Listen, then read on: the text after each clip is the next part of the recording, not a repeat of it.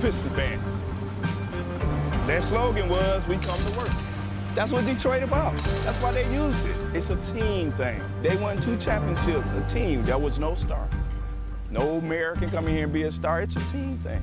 No governor should come in here and think you can do it by yourself. It's a team thing. You got communities. They got ideas, too. The only thing wrong with Detroit, people have lost hope here. Residents, city workers, so much corruption, they lose hope. But I grew up here. I love this city. I think it can come back.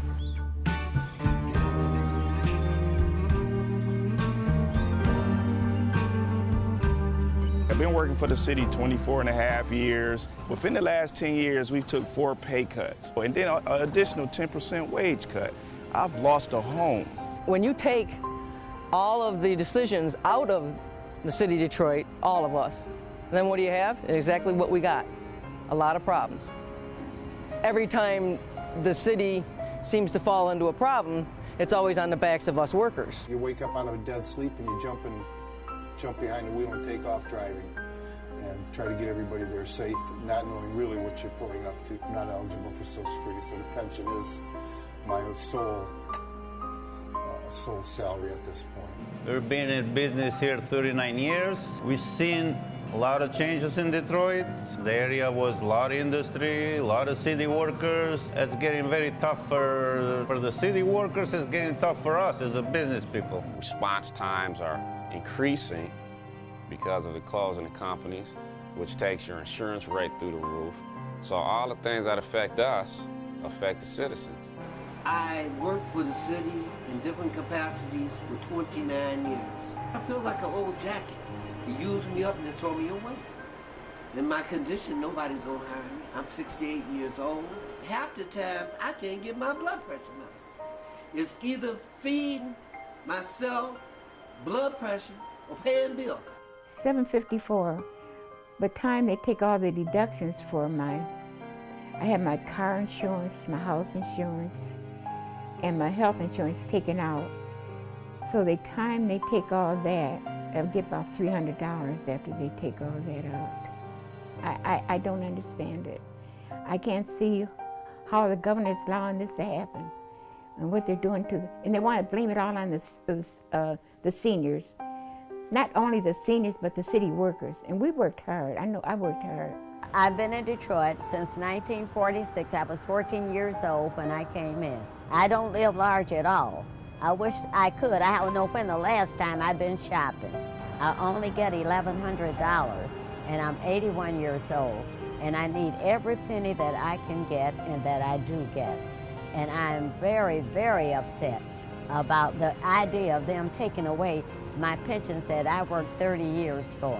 I think it's terrible that they talk about Detroit like they do, because Detroit has been very good to me. I have a lot of city workers coming in with their uniforms on, Detroit Water Department, Police Department, Fire Department. I get a lot of people, the Border Patrol come in. So if I lose that customer base, I'm going to be in a position where I might have to close down. If they take away their pensions, if they start cutting jobs, it's going to cut into a large percentage of not only our business, but other businesses that are in the city of Detroit. We're here.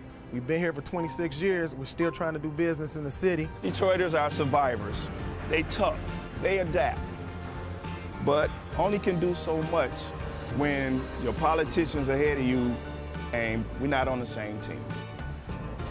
We're not going to let Detroit be erased, bulldozed to where. We're going to fight to the bitter end. Detroit going to survive.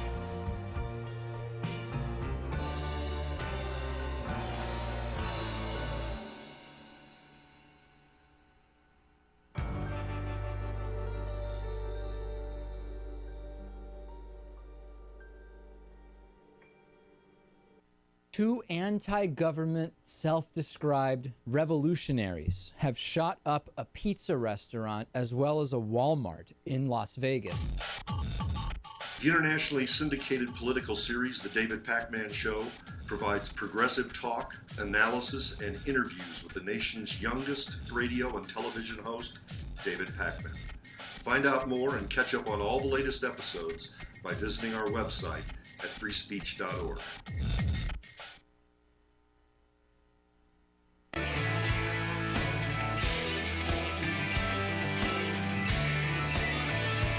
Hey, what do you say? It is Friday. In fact, it is Good Friday for Christians all around the world. Every Friday is a Good Friday as far as I'm concerned. This is the Bill Press Show on Friday, April 3rd, here on Free Speech TV and, of course, on our video stream, TawkrTV. Well, we have a deal, an historic deal, reached in Lausanne, Switzerland, with between the 5 major world powers and the United States and Iran, getting around to agree to limit, if not totally tear down, let's say, its nuclear production facilities for the next 15 years, reducing the number of its centrifuges from 19,000 to less than 6,000, and agreeing to ongoing international inspections. President Obama announcing it yesterday in the Rose Garden, saying it is a good deal. And, of course, Republicans are against it because Obama is for it, and Bibi Netanyahu says it'll mean the end of Israel, but nobody believes Netanyahu about anything anymore. Here, back in this country, Robert Menendez, senator from New Jersey, in court yesterday, pleading not guilty to corruption charges. It turns out that Jason Chaffetz, the congressman from Utah who has been on a rampage against the Secret Service, was actually rejected for a job by the Secret Service long before he ran for Congress. Is he just trying to get even because they didn't give him a job? And Mike Pence and Asa Hutchinson, governors of Indiana and Arkansas, have backed down on that religious freedom bill and have signed new legislation which makes it clear that nobody can use that RFRA to discriminate against gays. Ted Cruz and conservatives are outraged, accusing them of rolling over and giving in to liberals when, in fact, all they're doing is upholding the Constitution of the United States. Man, we got lots to talk about today. Give us a call. Jump into it at 866-55-PRESS. Good to have you on board this Good Friday. This is the Bill Press Show.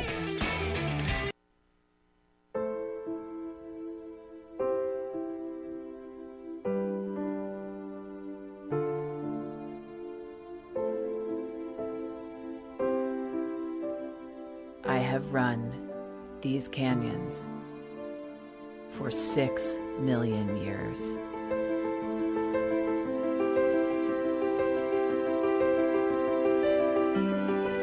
I have traveled from the Rocky Mountains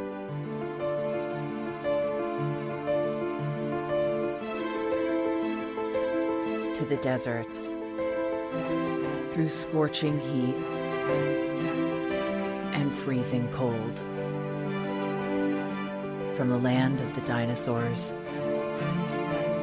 to fields of food.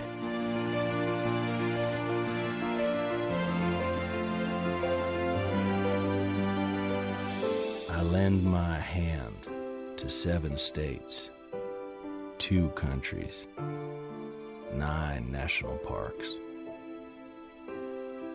and 36 million people across an arid West.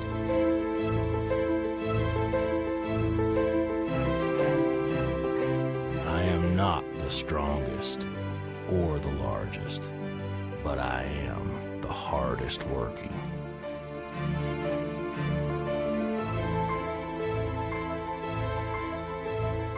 People love me. My playfulness, my beauty, my power,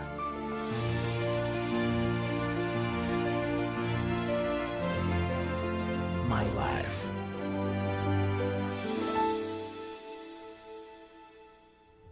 But I don't think I can offer any more. I am tired. I am tired, tapped, and tied. Of the hundreds of major rivers in the world, I am one of the few who no longer kisses the sea. Battles to harness my soul have been won and lost. Use me wisely, and I will sustain you. Use me like you have, and I will break. My name is Red. The Grand River Red. The American Nile. The Canyon Maker. I am the Colorado River. And I am the most endangered river in America.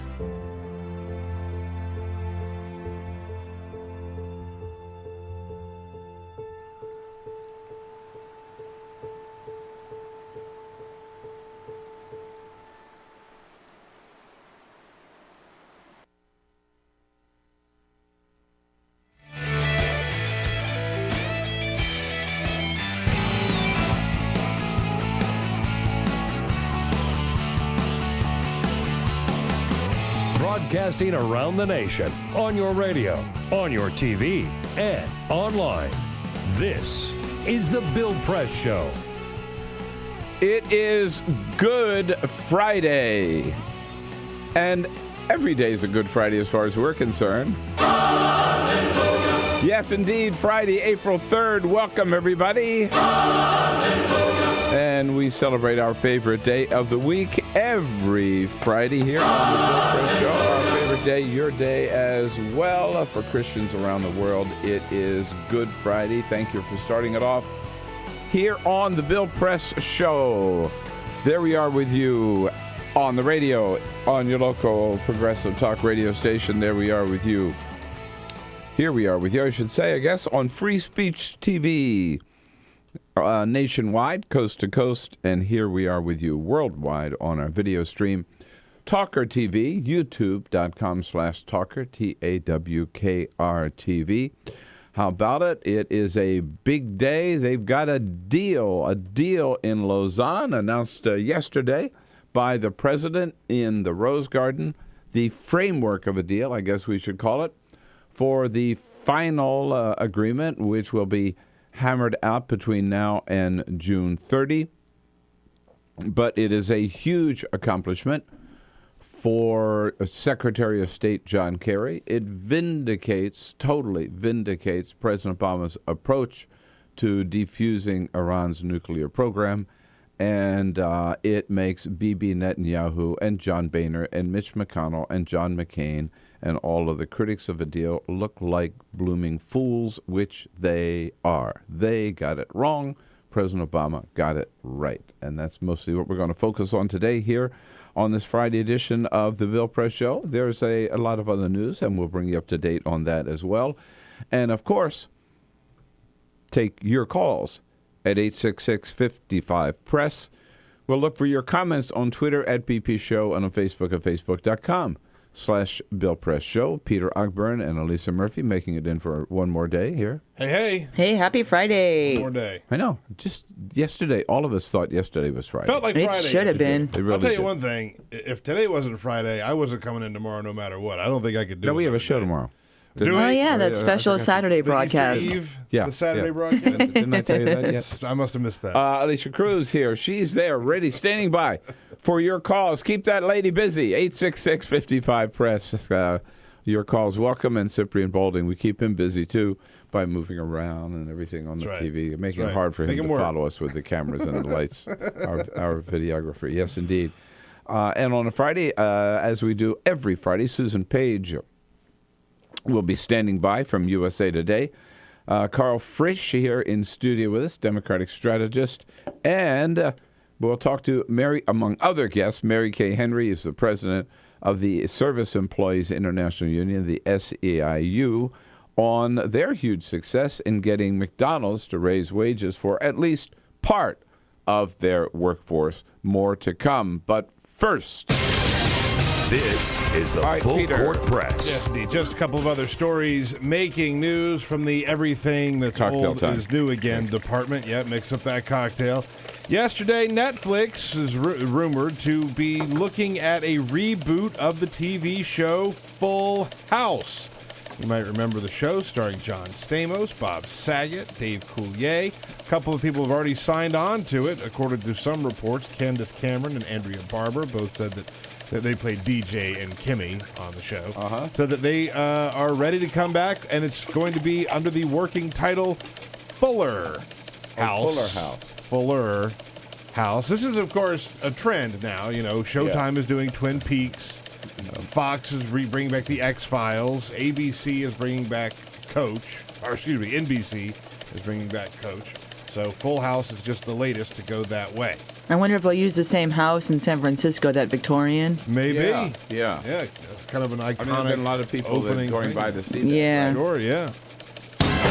At Universal Studios in Los Angeles, you can now immerse yourself in the world of The Simpsons. They have redone a large portion of Universal Studios, and they've turned it into Springfield, where you can... They've already have this at the Universal Studios in Orlando, Florida, by the way, but they have set up a Moe's Bar. They have a Krusty Burger at Universal Studios Hollywood. You can go in. Yeah. Has a full menu of real burgers, hot dogs, all kinds of things there, and you can actually drink a Duff beer, just like Homer Simpson does on the TV show.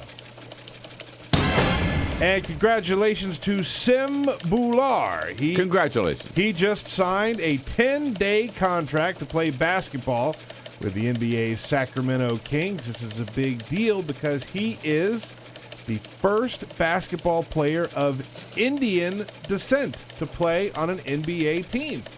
There's never been one, so congratulations to him. Again, this is just a 10-day contract. I was going to say, 10 days. I know. This is not uncommon, right? They give these people a trial run because he was playing with the D-League team for the Kings. They give them a 10-day contract, see how they do over those 10 days. If they prove themselves, it will almost always lead to a better contract. No pressure at all. You got 10 days to prove yourself. Right. Look, it's a pressure cooker, you know? You got to prove yourself. So I hope he does very well and maybe he gets picked up. Okay. All right, there you go. And then they'll be scouting for more stars in India. That's right. All right, we got it. Yes, indeed, it was a magic moment in the Rose Garden yesterday when President Obama, he delayed his departure for Louisville because word from Lausanne was that they were very, very close to reaching a deal. They did. The president came out to the Rose Garden, announced the deal, and then went down to pick up on his schedule, arriving several hours late for the tour and his speech down in Louisville. But it was worth waiting for. The president, again, stepping into the Rose Garden yesterday afternoon, saying that after 2 years of negotiations, after a really intense last 8 days where they're right on the brink of a deal or a deal that was either going to get made or fall apart, that the United States and Iran and the 5 major world powers did reach an agreement on, it's important to understand what this is, on the framework of the final deal that will be made on June 30. So this sets down, if you will, the outline. Now they got to put the meat on the bones over the next 2 or 3 months. But it's a huge significant, a huge accomplishment, rather. And the president yesterday, he didn't say mission accomplished, but he did say this is what we were aiming for, and this is what we have achieved. Today, after many months of tough, principled diplomacy, we have achieved the framework for that deal. And it is a good deal. The president saying, here is what's in this deal. This will be a long-term deal that addresses each path to a potential Iranian nuclear bomb. There will be strict limits on Iran's program for a decade. Additional restrictions on building new facilities or stockpiling materials will last for 15 years. The unprecedented transparency measures will last for 20 years or more. So you've got 10 years protection on uranium, 15 on plutonium, 15 years on uranium, 20 years on the inspections. You know, that may not be perfect, but that's pretty damn good. Also, the number of centrifuges, and Joe Cirincione from the Plowshares Fund, who was in studio the other day, the day before the deal, the first deadline for this framework, Joe told us that it looked like, and it turned out to be, he was absolutely right on, that the number of the framework would reduce the number of centrifuges from 19,000 down to 6,000. you can't say that's not a good deal. That's significant. That is certainly huge for Iran to agree to that. Continuing with the president, he says, okay, they do that. Here's what we do in return. In return for Iran's actions, the international community has agreed to provide Iran with relief from certain sanctions. Our own sanctions and international sanctions imposed by the United Nations Security Council. Yes, and the question, of course, in everybody's mind, well, what happens if Iran reneges on the deal? If there is backsliding on the part of the Iranians, if the verification and inspection mechanisms don't meet the specifications of our nuclear and security experts, there will be no deal. No deal. In other words, they can put the sanctions, they can just drop out of this and put the sanctions back on. If the inspectors say, hey, we tried to get in, but they blocked us from here, they blocked us from there, whatever, we got a right to say, you are reneging on the terms of this deal, and all bets are off. And now the president said, let the games begin. Given the importance of this issue, I have instructed my negotiators to fully brief Congress and the American people on the substance of the deal.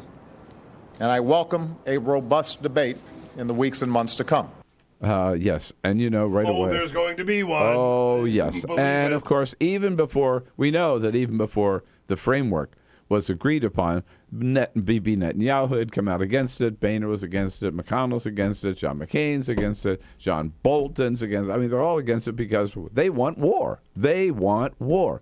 And I thought the president made a very, very important point here. Okay, if you don't like this deal, if you don't like the fact that Iran has basically agreed to put any nuclear production process on the shelf for 10, 15, 20 years, if you don't like that deal, what's your alternative?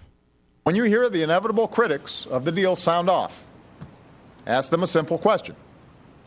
Do you really think that this verifiable deal, if fully implemented, backed by the world's major powers, is a worse option than the risk of another war in the Middle East? Because that's what it is. That's the only other option on the table, other than getting Iran to say, okay, we surrender, we will raise the white flag, we will shut down all of our nuclear power plants, even those that are doing nothing than what nuclear power plants do in this country, which is produce electricity for homes and businesses.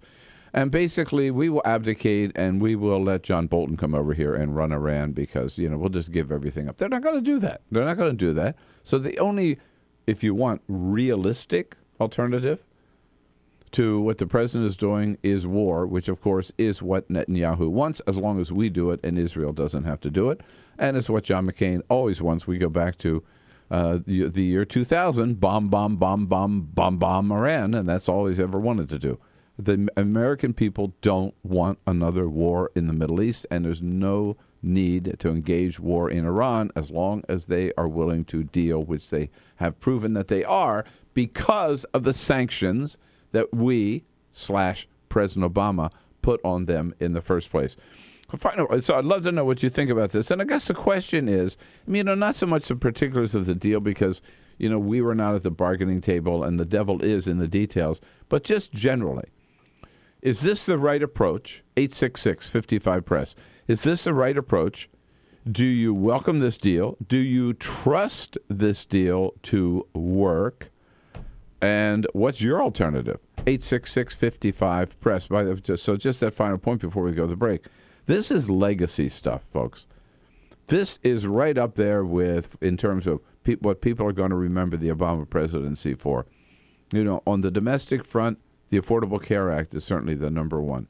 On the foreign policy front, it's going to be President Obama's success, I think, in following a different path than the hardliners, following a different path than the warmongers, following a different path than that George Bush, Dick Cheney crowd.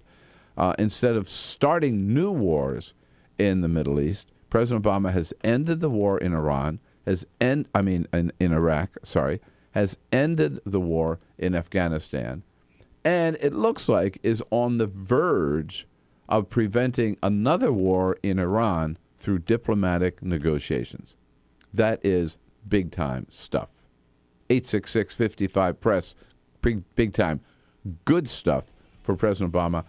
And I got to tell you, John Kerry, what incredibly good, he came through. hardworking Secretary of State. He came through. Absolutely. So I read somewhere this morning, somebody said, John Kerry looks like the only guy in Washington who's really enjoying his job. He's at it all the time. Yeah, he was born for this job. Let's talk about it. 866-55-PRESS. We've got a deal. This is the Bill Press Show.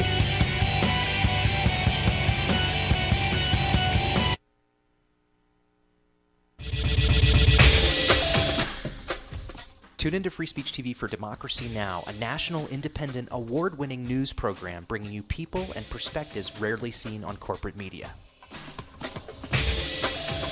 Grunt work. Love it, hate it, useful, not useful. Necessary.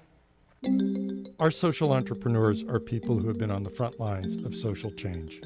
I've learned so much from talking with them. This is Cafe Impact, and I'm Jonathan Lewis.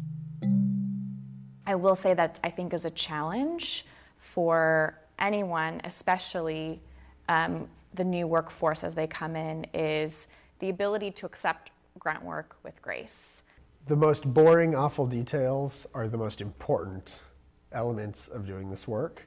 From the way you save names in your Rolodex to the way you bank and you deposit checks. The truth is, this work isn't glamorous, it's rewarding. You don't go into this for the glamour, you go into it for the impact. And so it takes that determination to do the scut work to actually get anywhere. It can be really challenging in a first job for someone who's coming out of finishing school to have the enthusiasm that they do to make the type of social impact that they've dreamed of. And now they're here in this first job and all of a sudden they're shouldered with all this grunt work. And they don't understand and they don't get it and they're resentful. Talk more about the power of answering phones. Sure, I did that myself, took out the trash, cleaned offices when I had to, and it's all good. There's power in being a good team player and in being somebody who sometimes has to support other people's leadership before you get to have your own moment in the sun. Is it hard to wait? It is absolutely hard to wait, especially if you're an alpha female like I am. I think grunt work can help a new employee build trust internally and teach them the nuances of how an organization is run so that they can have a real good sense of what HR is doing, what finance is doing, what all of the other departments are, and that actually makes them a better employee in the long run. So in my role on a daily basis, I literally can be looking at a new venture in software. We could be looking at a microfinance deal. I could be making coffee, taking out the trash, and riding a tractor on any given day. Have you found people who thought it was demeaning that they were given this job, work in the front office and make the coffee when they graduated with all A's from this great university? Yeah, people like that just don't last very long in our world. If your approach to life is that, you're so smart and you're such a fabulous entrepreneur that you can't understand why people aren't giving you opportunities, it's really hard to advance.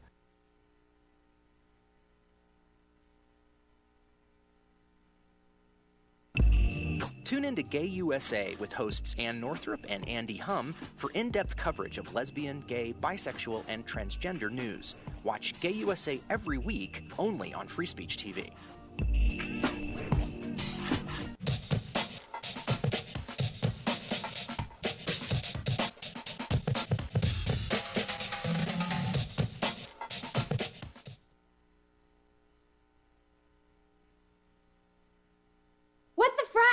What the frack? What the frack? What the frack? President Obama, are you fracking kidding me? Reopen the EPA studies. In Texas, Wyoming, and Pennsylvania. Fracking pollutes our oceans. Fracking poisons our water. Fracking makes climate change worse. Fracking relies on toxic chemicals that cause cancer. Ban fracking now. Ban fracking now. Go on. Ban it. Ban fracking now. Please.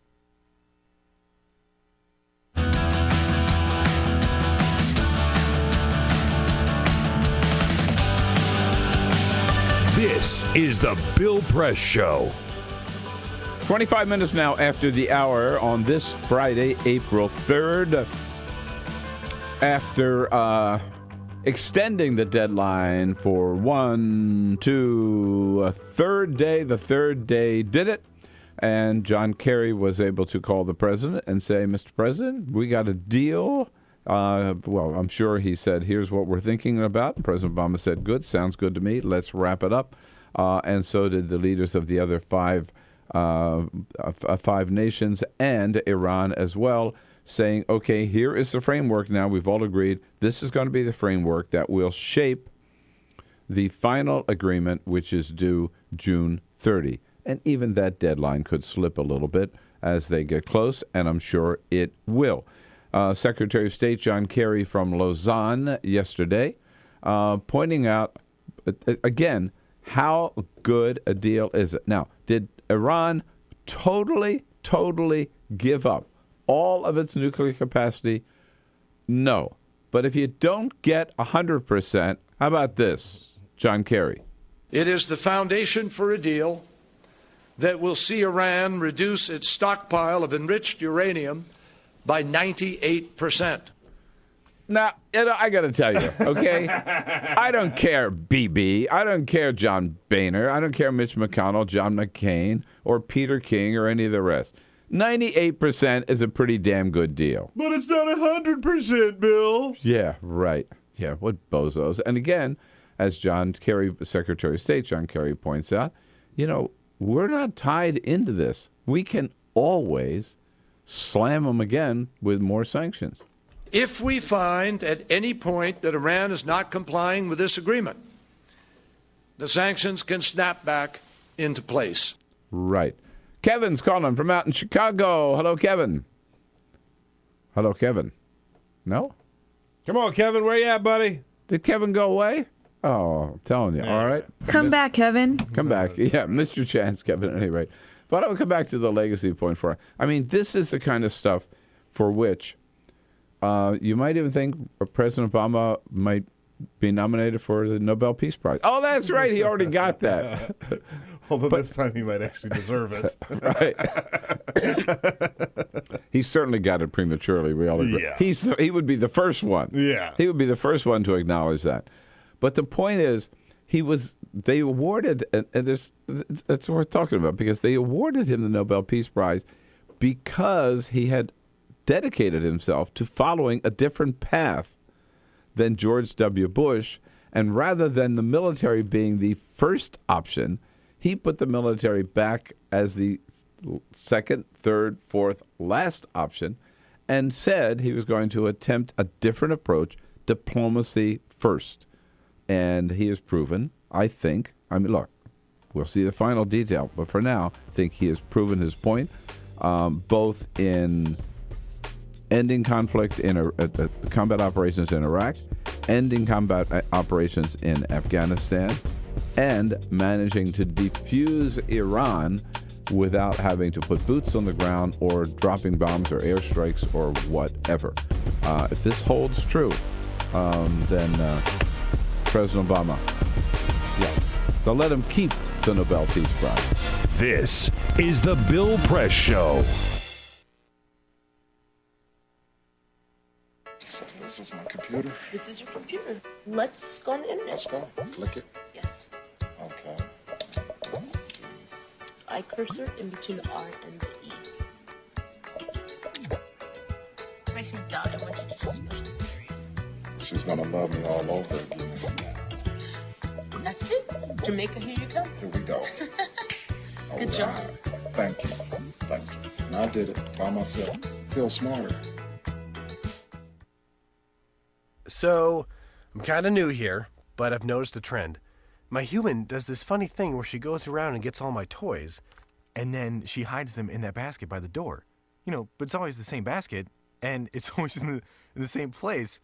And then she acts so surprised when I find them, but, she's putting them in the same basket. Again. It's like, hello? That's where you put it last time. You were the worst at hide and go seek.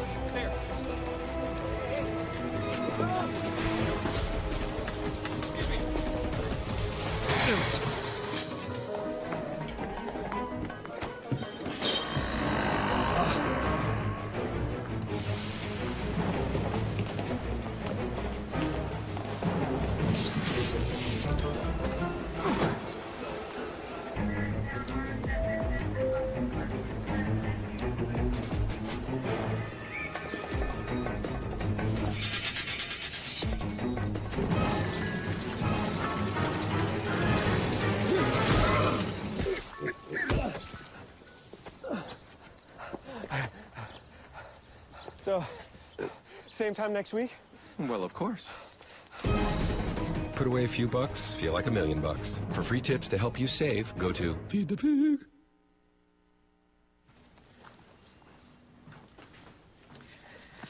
All right. I know this isn't any fun to talk about, but we should. Okay. So who's going to do what? I'll pack the dead batteries. Great. I'll only put what I don't need into a duffel bag. Perfect. That's totally unhelpful. No problem. Meanwhile, I will try to comfort everyone by speaking in a calm voice. And I'll try to get the generator going without any gas. Oh, let's not forget the cell phones, which probably won't work. Right. And who is going to handle supplies? I can forget to do a list for us. Thanks, pal. Well, I think we couldn't be any less prepared. I'm proud of you guys. Talk to your kids about who to call, where to meet, what to pack. Visit ready.gov/kids for tips and information. Hey, thanks for stopping by. You know, I followed your character since the first episode. I'm a big fan. Big fan. Thank you. And listen, your storyline, it makes for incredible TV drama. Thing is, your drug use is very adult content. Too adult for the kids. So I'm gonna have to block you. Oh, man. Yeah. Well, have a good one. You're a nice lady.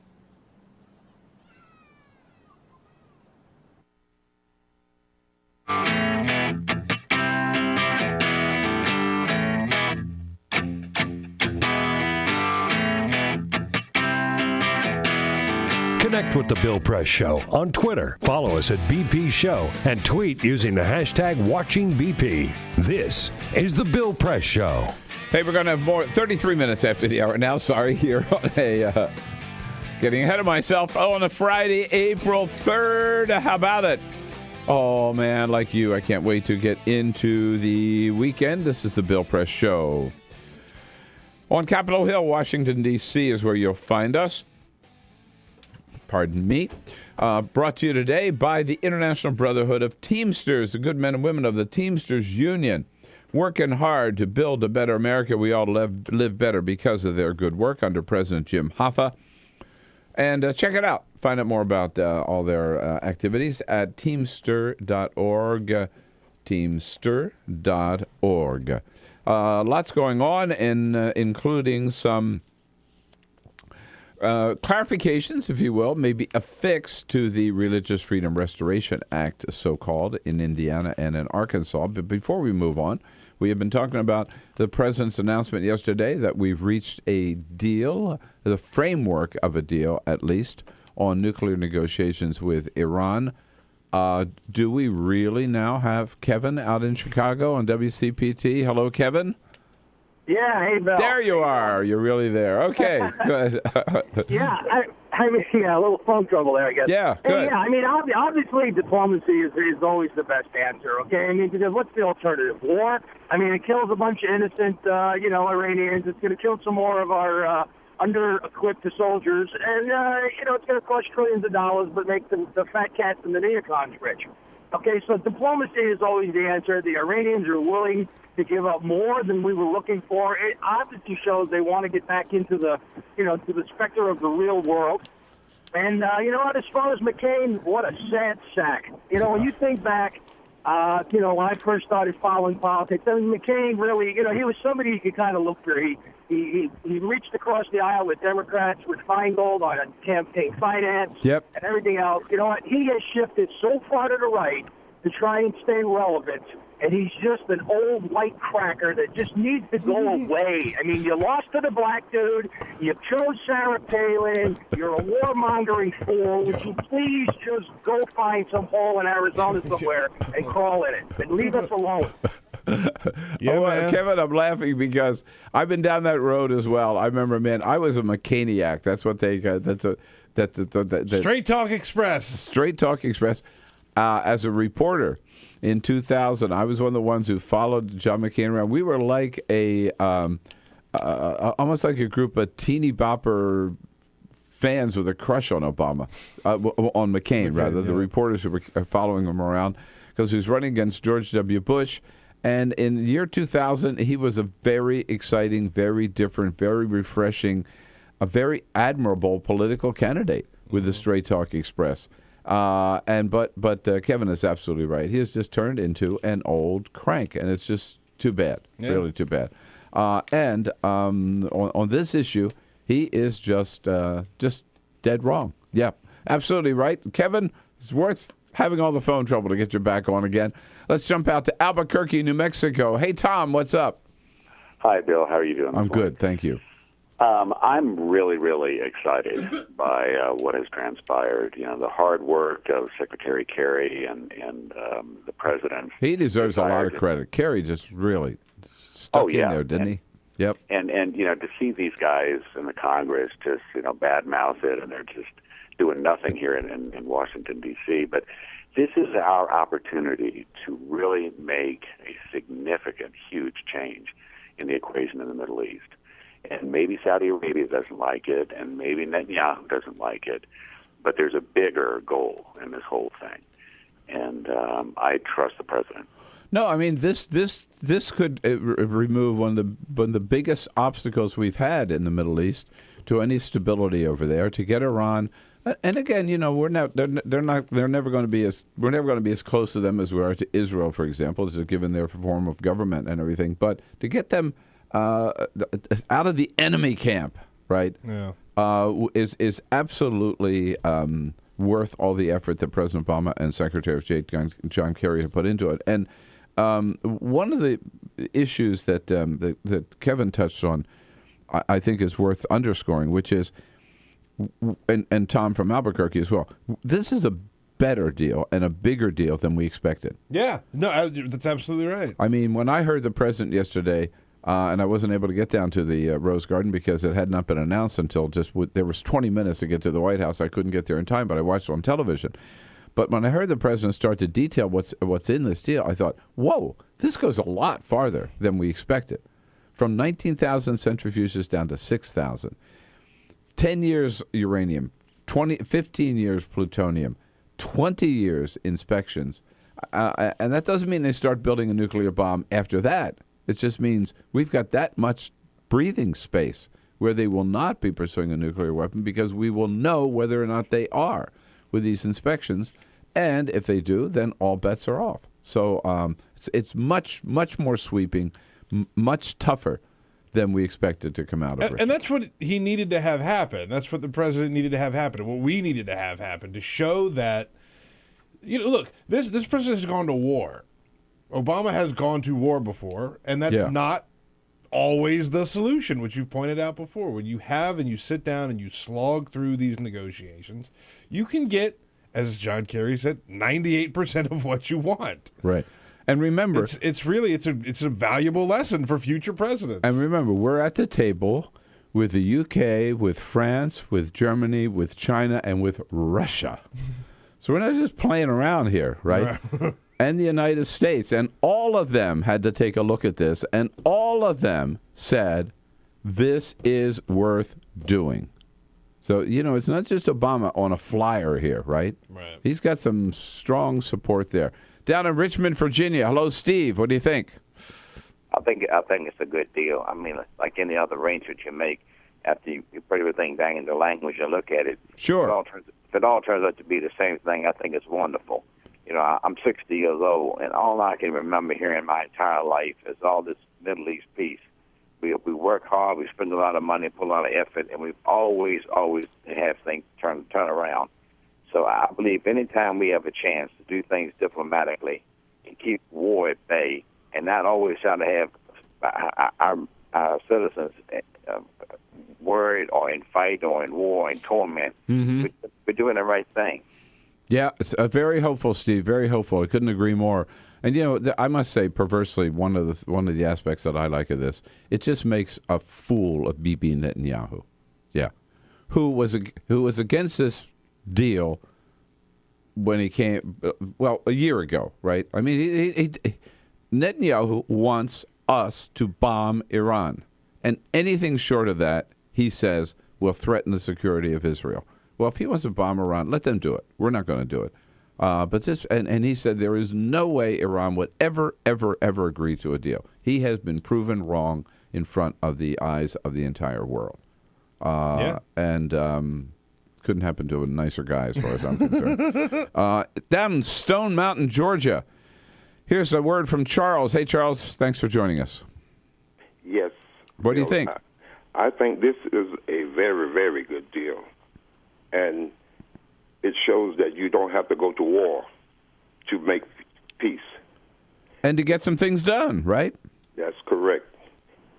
And another thing is, when should America let Netanyahu determine our military policy?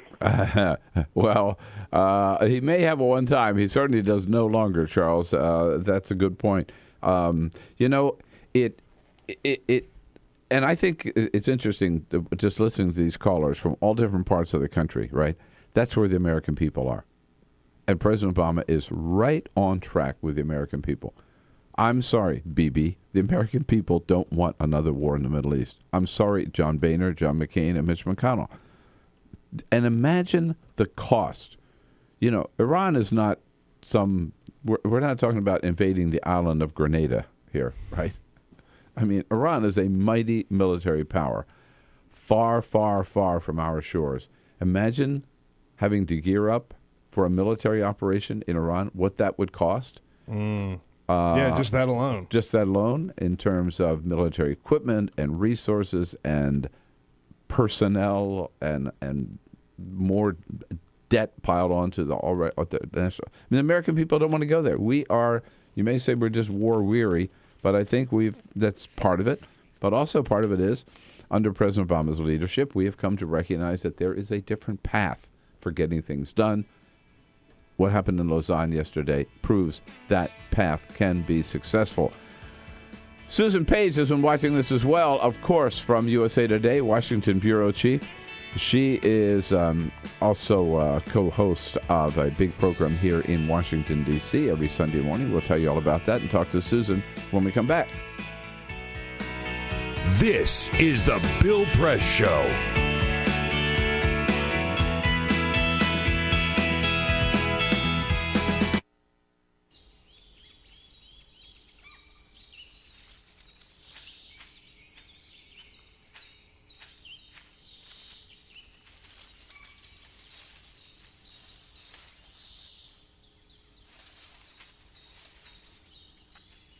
At Earth Justice, we defend the environment in the courtroom. Join our fight. When you take a seat, you take a stand. Earth Justice, because the Earth needs a good lawyer.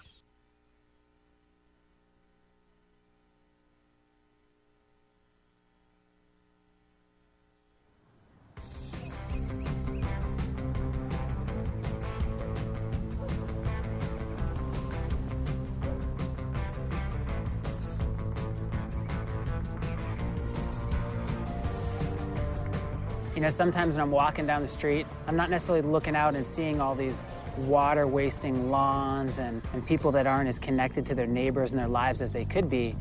I'm walking down the street looking, going, edible oases, rainwater, fed landscape, and just looking at the possibility of these sort of landscapes up and down the streets of neighborhoods and communities all across this world.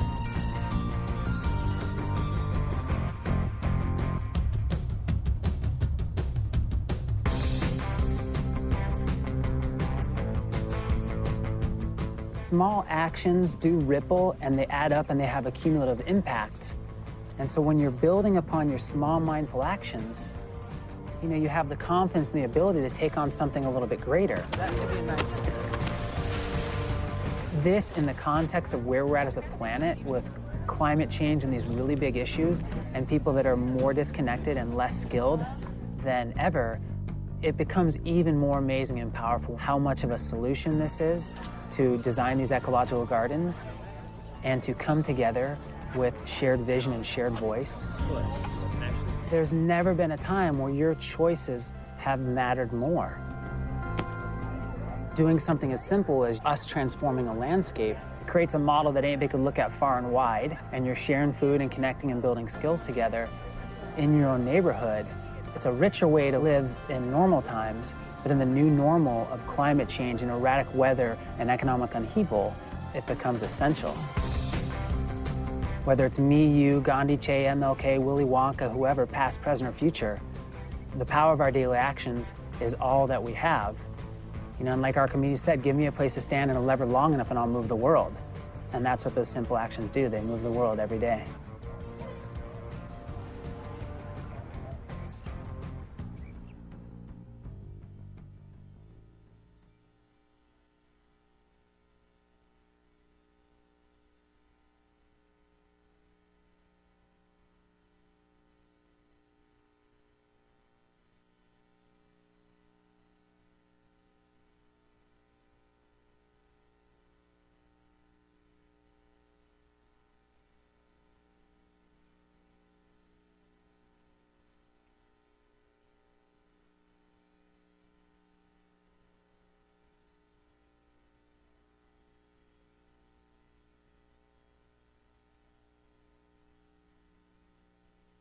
It's turned out to be a pretty busy news week with RIFRA. Can you believe we're all saying RIFRA? I mean, we have all just been suckered into this I don't like it. Alphabet game. But RIFRA in Indiana and Arkansas, and now a nuclear deal in Lausanne. Susan Page.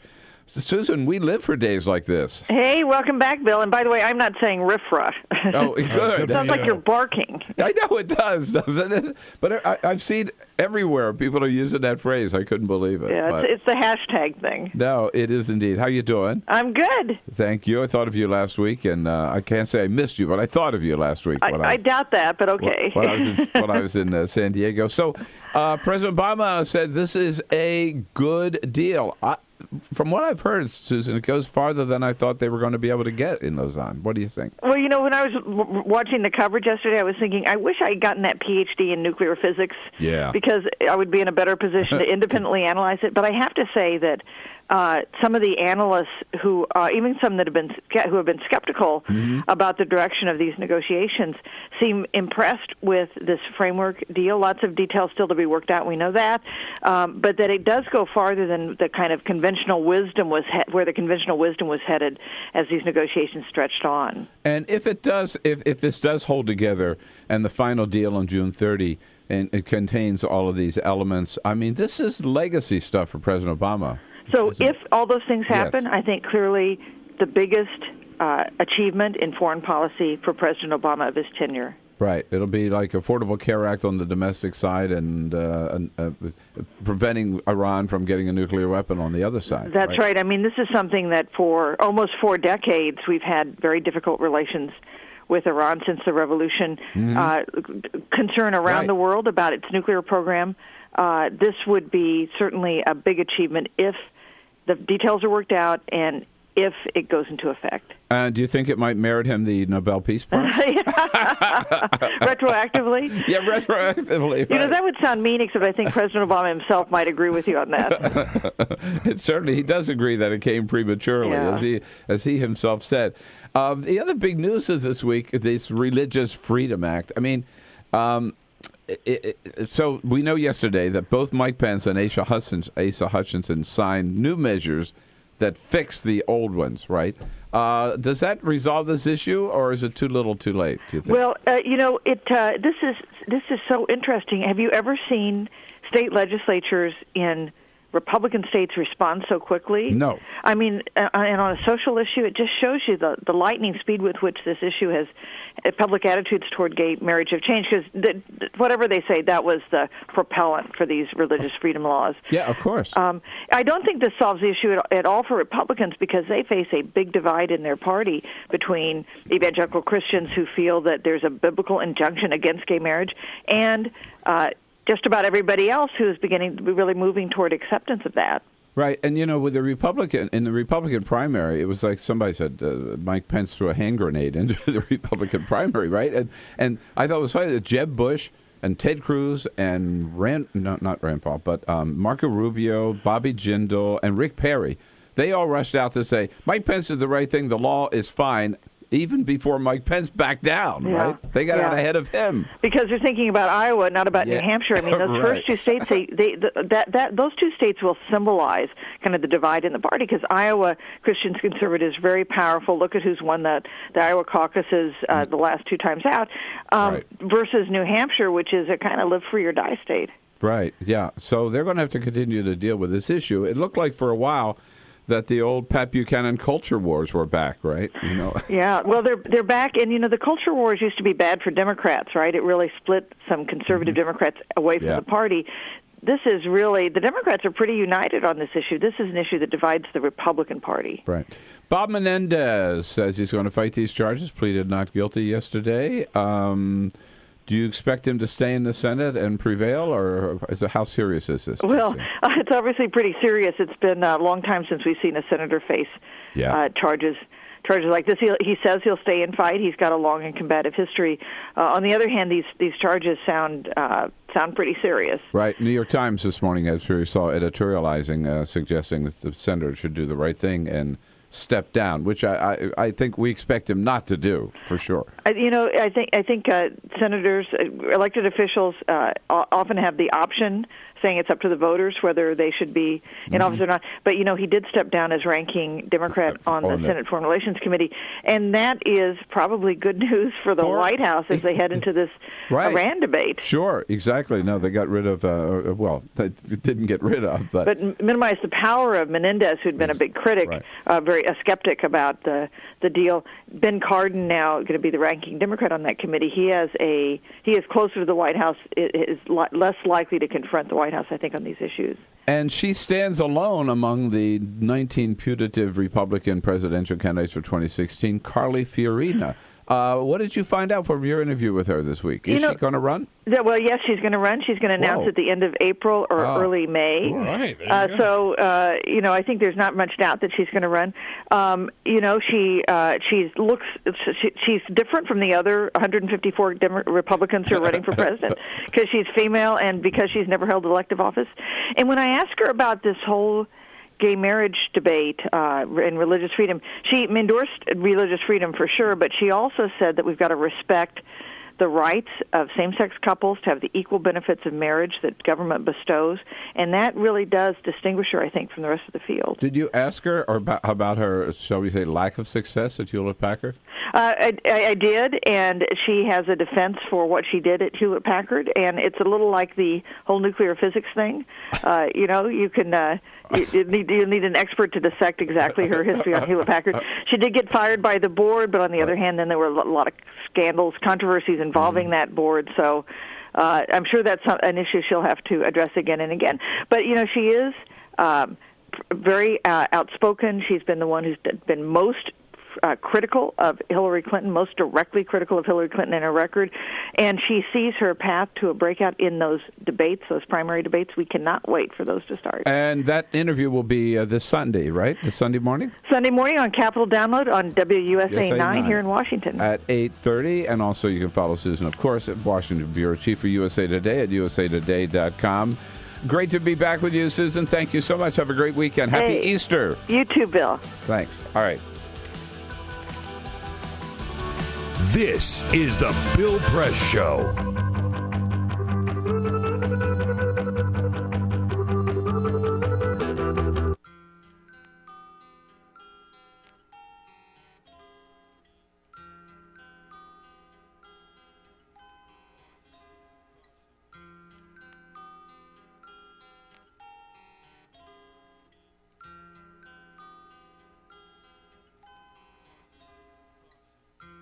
Just this month, my bill was like $138. Even at one phone call a week cost me $40 to $50 every month. I am living on a fixed income of SSI, so this is really a great hardship. Families are being punished when they incarcerate their children, they incarcerate the whole family. In 2011, the Media Action Grassroots Network, Working Narratives, and Prison Legal News founded the Campaign for Prison Phone Justice, an effort to call on the FCC to address the cost of interstate phone calls. The campaign mobilized to send hundreds of letters. Advocates and families filled out postcards, met with elected officials, and signed petitions. Partnerships were formed across the political spectrum and with groups in the criminal justice, civil rights, and public interest community. The film distribution company Participant Media and director Ava DuVernay joined the fight through a social action campaign tied to the release of the feature film Middle of Nowhere. In an effort to push the FCC to act, the campaign hosted a historic rally outside of the Federal Communications Commission where for the first time, families of prisoners, elected officials, civil rights and faith leaders came together to call for an end to predatory phone rates. We're all held captive when predatory phone companies gouge our families. My son has been incarcerated now for over 10 years, and my husband estimates that in the time we spent over $25,000 on prison phone calls. My hero's not yours, you probably arrested them. Your schools probably neglected them. They spawn thoughts, you probably infected them. Feed us what you feed us, you can lay us next to them. FBI call it major crimes. Babies making babies cry.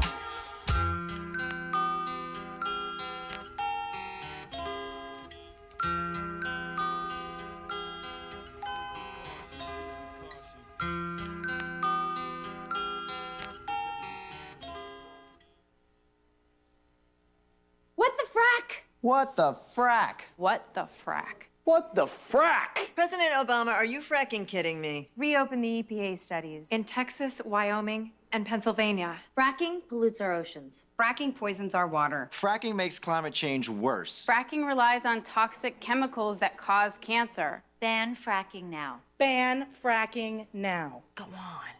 Ban it. Ban fracking now. Please.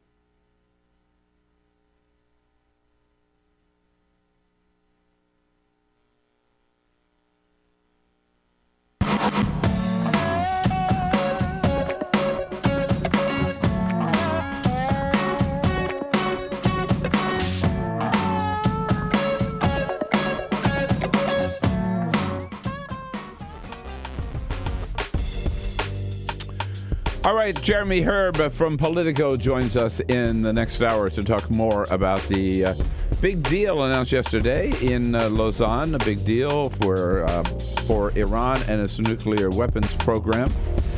We will also be checking in on McDonald's, saying they are going to raise wages for all those who work in corporate-controlled McDonald's, with Mary Kay Henry from the SEIU. This is the Bill Press Show.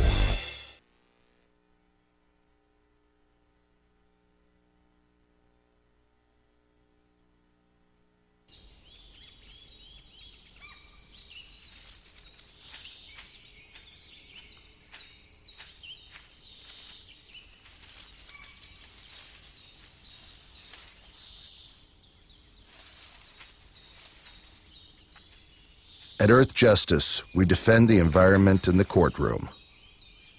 Join our fight. When you take a seat, you take a stand. Earth Justice, because the Earth needs a good lawyer.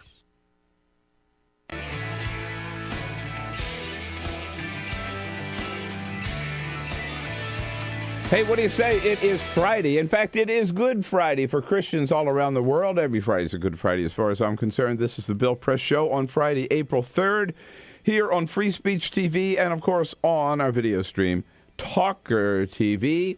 Well, we have a deal, an historic deal reached in Lausanne, Switzerland, with between the five major world powers and the United States and Iran, getting around to agree to limit, if not totally tear down, let's say, its nuclear production facilities for the next 15 years, reducing the number of its centrifuges from 19,000 to less than 6,000, and agreeing to ongoing international inspections. President Obama announcing it yesterday in the Rose Garden, saying it is a good deal. And, of course, Republicans are against it because Obama is for it, and Bibi Netanyahu says it'll mean the end of Israel, but nobody believes Netanyahu about anything anymore. Here, back in this country, Robert Menendez, senator from New Jersey, in court yesterday, pleading not guilty to corruption charges. It turns out that Jason Chaffetz, the congressman from Utah who has been on a rampage against the Secret Service, was actually rejected for a job by the Secret Service long before he ran for Congress. Is he just trying to get even because they didn't give him a job? And Mike Pence and Asa Hutchinson, governors of Indiana and Arkansas, have backed down on that religious freedom bill and have signed new legislation which makes it clear that nobody can use that RFRA to discriminate against gays.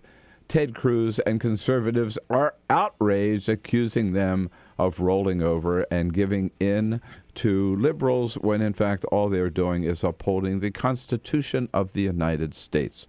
Man, we got lots to talk about today. Give us a call. Jump into it at 866-55-PRESS. Good to have you on board this Good Friday. This is the Bill Press Show.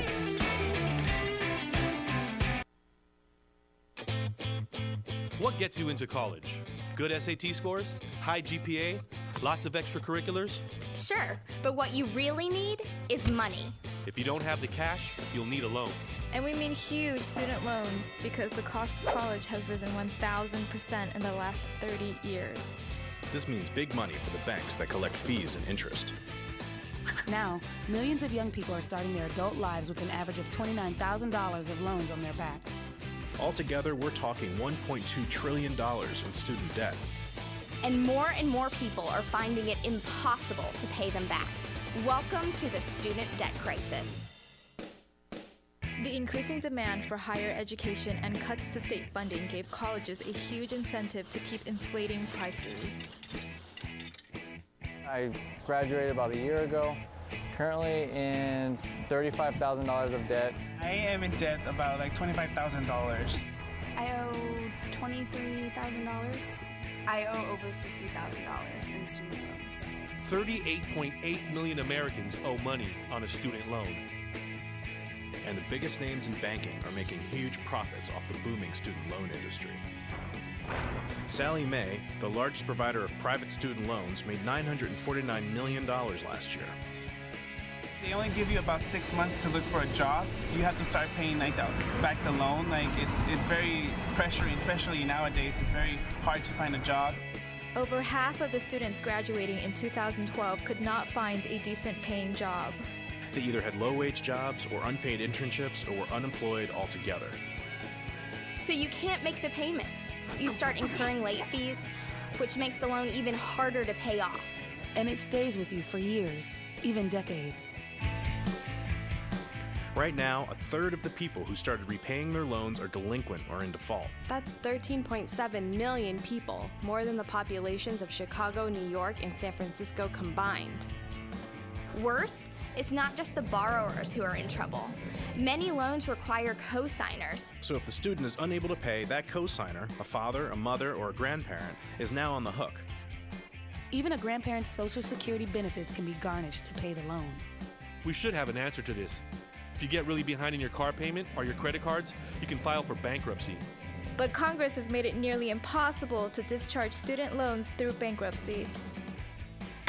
Big institutions make big profits while students try to make ends meet under crushing debt. Is this how we want our education system to work? The whole point of going to college is to get the career you want. But lately that's been discouraged because no one can afford school. You get a job just to pay off your student loans. We need higher education, not higher debt. Sign up to end the student debt crisis at higherednotdebt.org.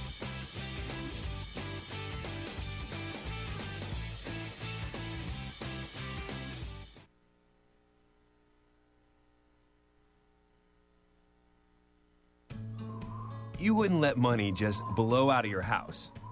So when your AC or heater is on, make sure the doors, windows, and fireplace flue are shut tight. If you're headed out, turn down the AC or lower the heat by 10 degrees. And always keep your water heater set at 120. A little bit of common sense goes a long way. Get more great tips at energysaver.gov.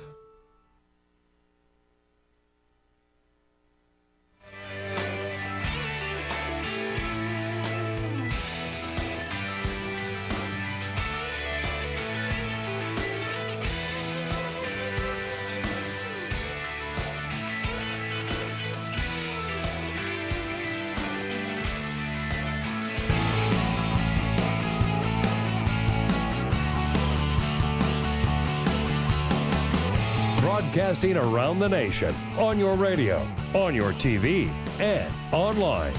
This is the Bill Press Show.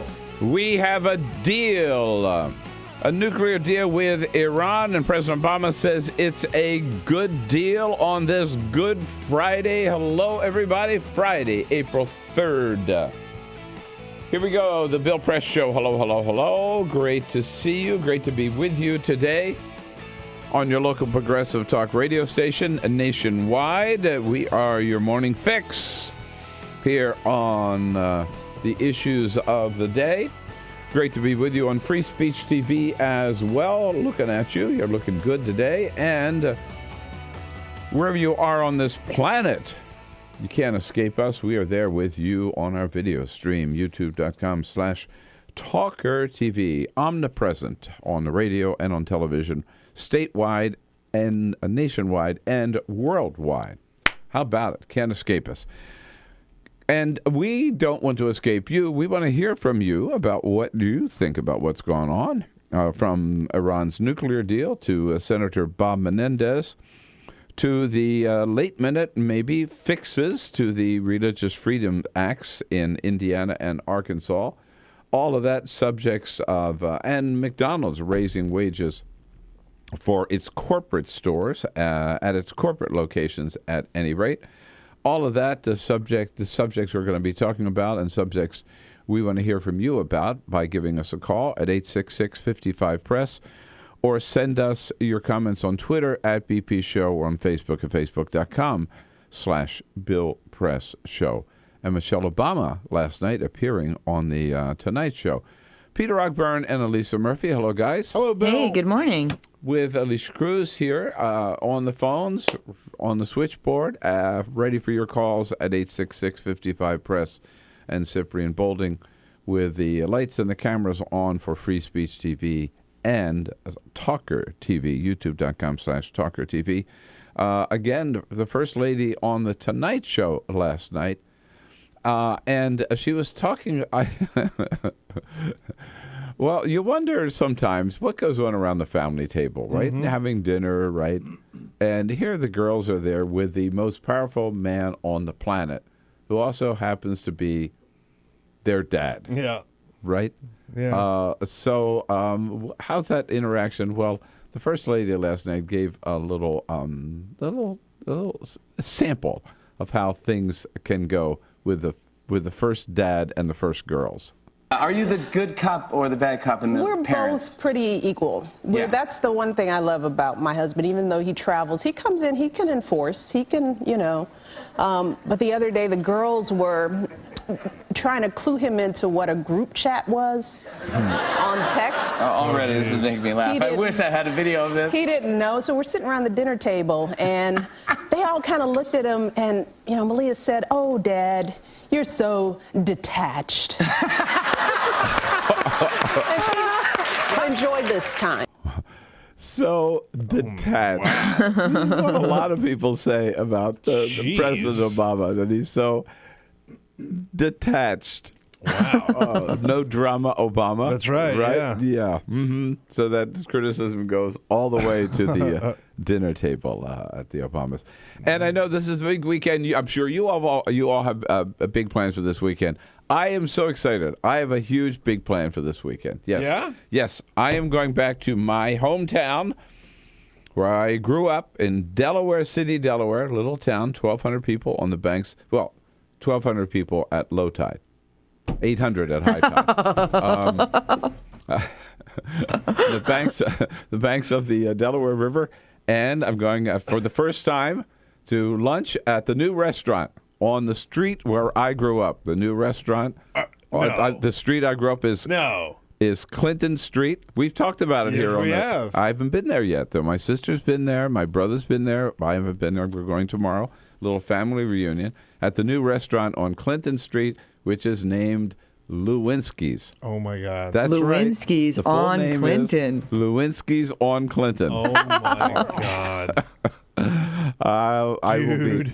I'll be tweeting from there, photos and maybe the menu, and I'll be telling you all about it. So I'm very. We really want to see the outfits, whatever the waitresses are wearing. Yeah, I'm wearing my black beret. I'll tell you that.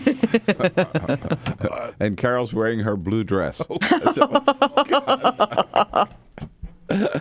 Yep, Louis Keys on Clinton. Oh, boy. All right, coming up, Mary Kay Henry, president of the Service Employees International Union, the SEIU. Morning, everybody. Will be our guest, as long as Karl Frisch, Democratic strategist, in studio with us for the next hour is a friend of Bill and Jeremy Herb from Politico, joining us in this hour, and the Religious Freedom Restoration Act. Is that whole controversy over? But first, this is the Full Court Press. Just a couple of other stories making news. We say hello to Louis Jordan. This story is incredible. Louis Jordan took his sailboat out to the Gulf Stream to go find some better fishing, and it capsized. In the process, he broke his shoulder, and the boat flipped. And so because of his injury, he couldn't repair the mast. So he stayed afloat out for 66 days. Yeah. He was rescued by a German ship about 200 miles off the coast of North Carolina yesterday.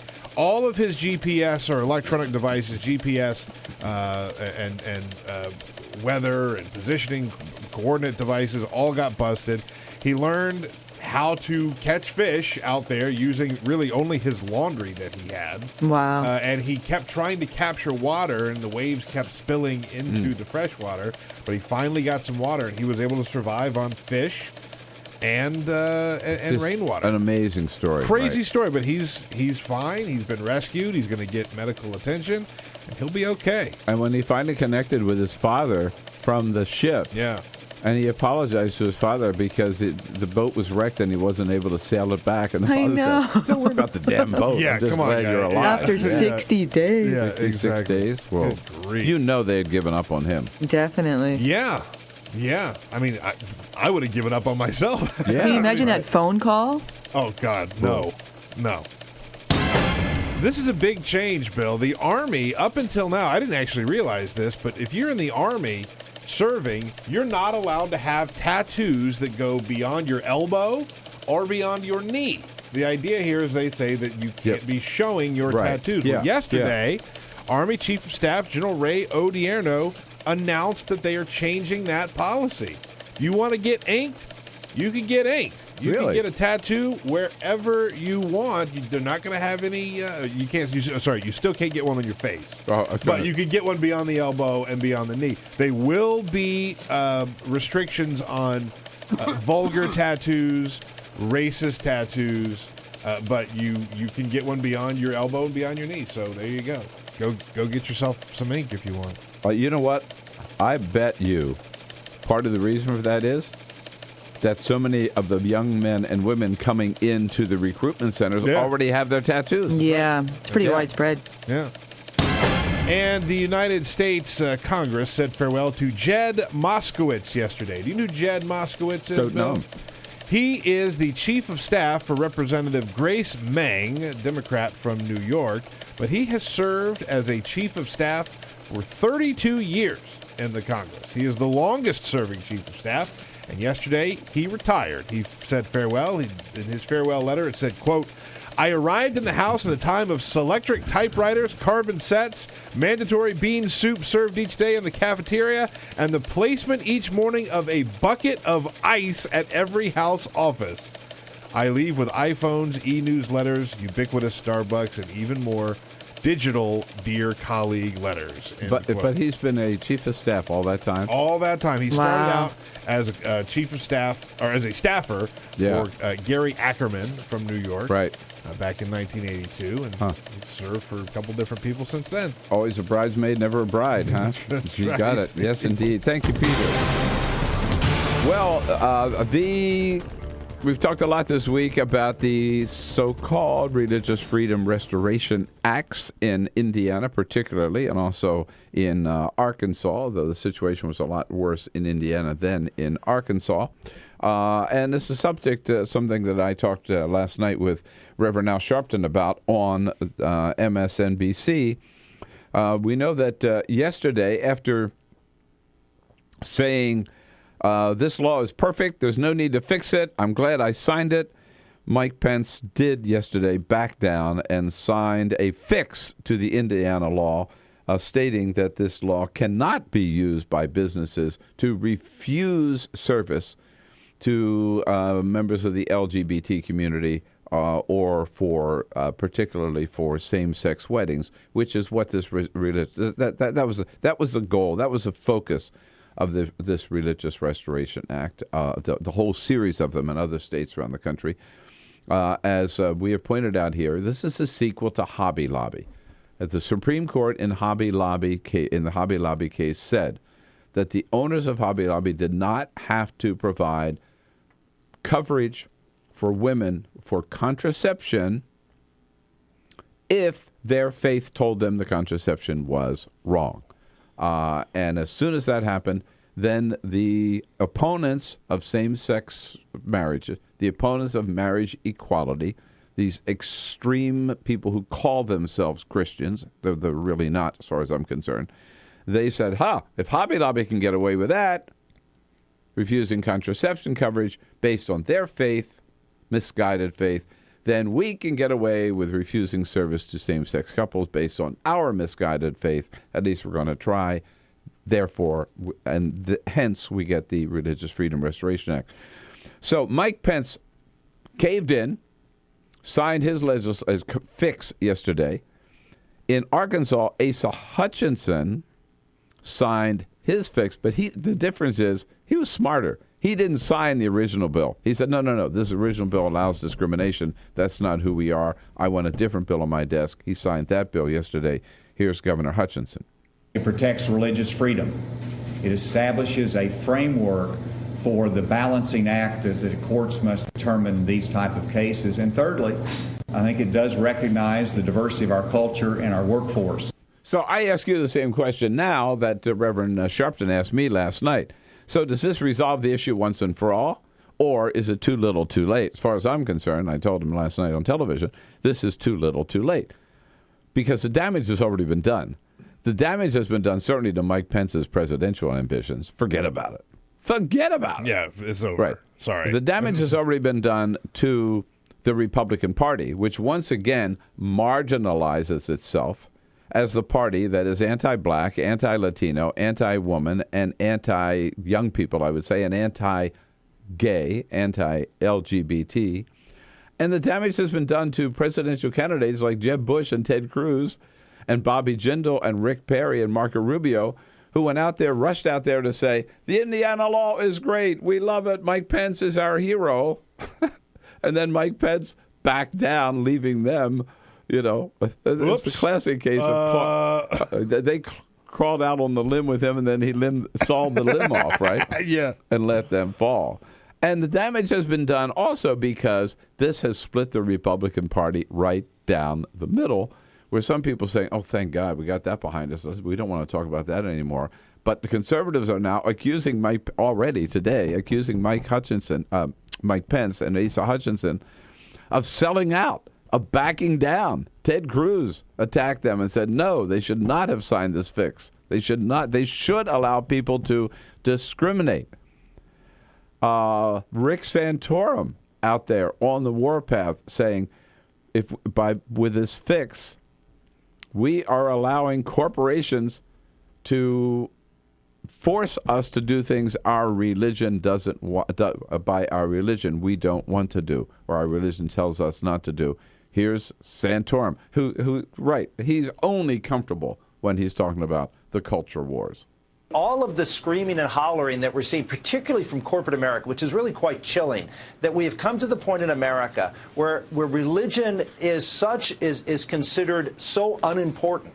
Right. That corporate America can stand up and exercise its muscle, its economic muscle, to make sure that people of faith have no say in exercising their faith in the public square. That's a very dangerous thing. But of course, that's not what corporate America is doing. What corporate America is saying that as businesses, we operate under the laws of the United States and the Constitution of the United States, and we cannot refuse.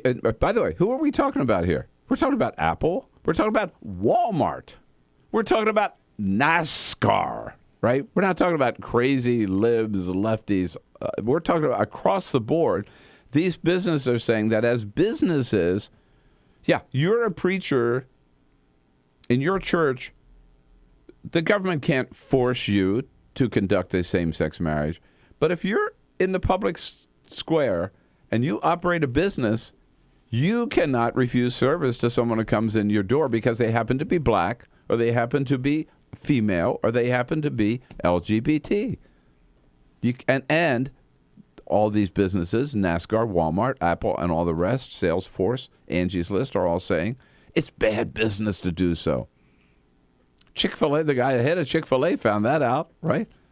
He dropped his opposition to same-sex marriage fast when people start boycotting his stores.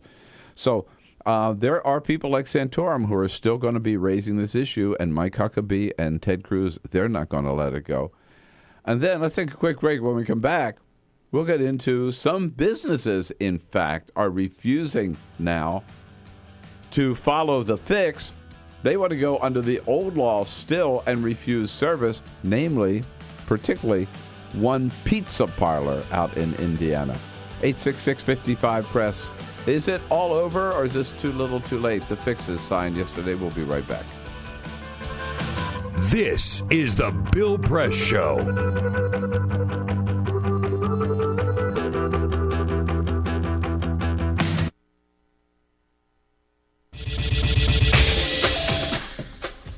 Tune into Free Speech TV for Democracy Now!, a national, independent, award-winning news program bringing you people and perspectives rarely seen on corporate media. Grunt work. Love it, hate it, useful, not useful. Necessary. Our social entrepreneurs are people who have been on the front lines of social change. I've learned so much from talking with them. This is Cafe Impact, and I'm Jonathan Lewis.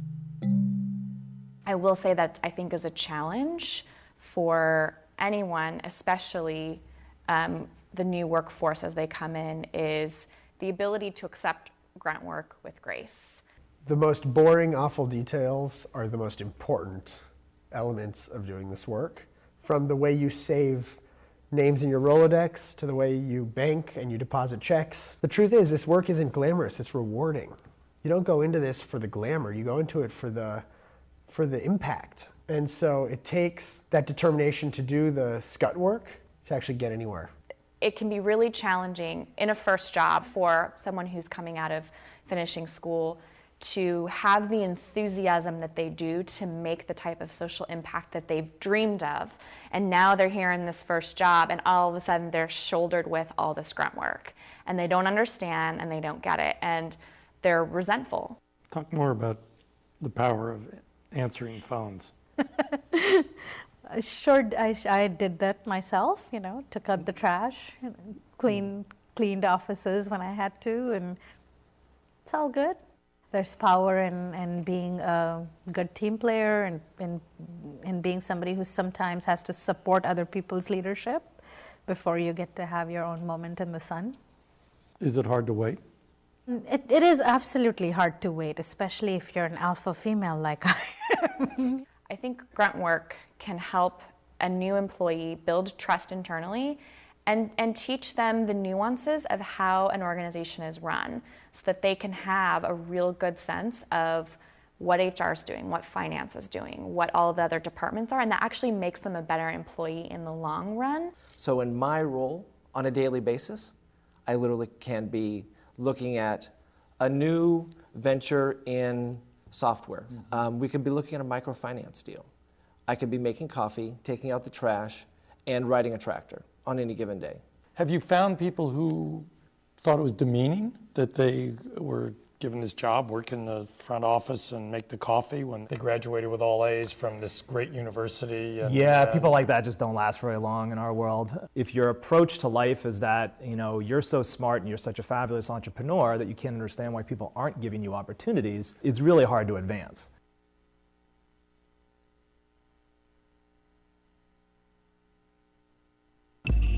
Tune in to Gay USA with hosts Ann Northrup and Andy Hum for in-depth coverage of lesbian, gay, bisexual, and transgender news. Watch Gay USA every week, only on Free Speech TV.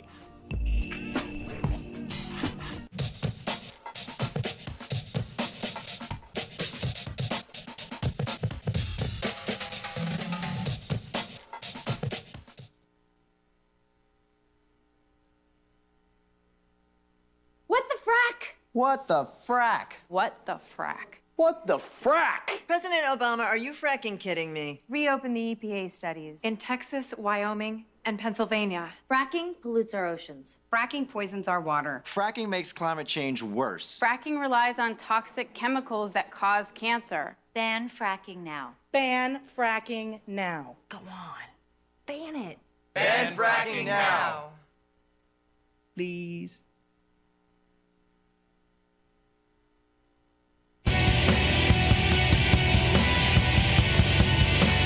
This is the Bill Press Show.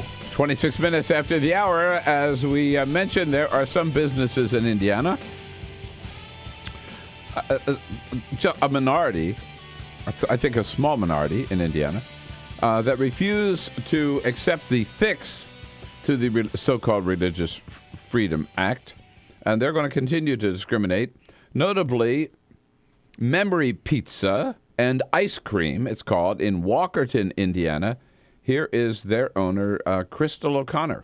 If a gay couple was to come in, like say they wanted us to provide them pizzas for a wedding, we would have to say no.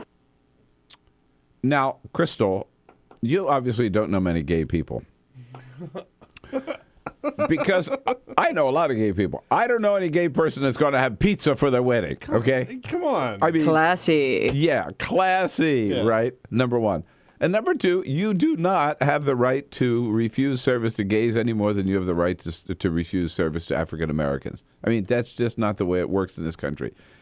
But this woman went up making this discriminatory, taking this discriminatory stand, and she put up a little request on Kickstart or whatever. And so far, as of this morning, I just saw Fox News bragging about it. She's raised $480,000. Good Lord. Oh my for her God. anti-gay little crusade here. Yeah. You know what? But it doesn't surprise me. There are some right-wing nuts out there who will give money to anything. Look how much money they gave. Look how much money they gave George Zimmerman for killing Trayvon Martin, right? Sick. This is the Bill Press Show. So this is my computer. This is your computer. Let's go on the internet. Let's go. Click it. Yes. Okay. I cursor in between the R and the E. Pressing down, I want you to just push the area. She's gonna love me all over again. That's it. Jamaica, here you go. Here we go. Good job.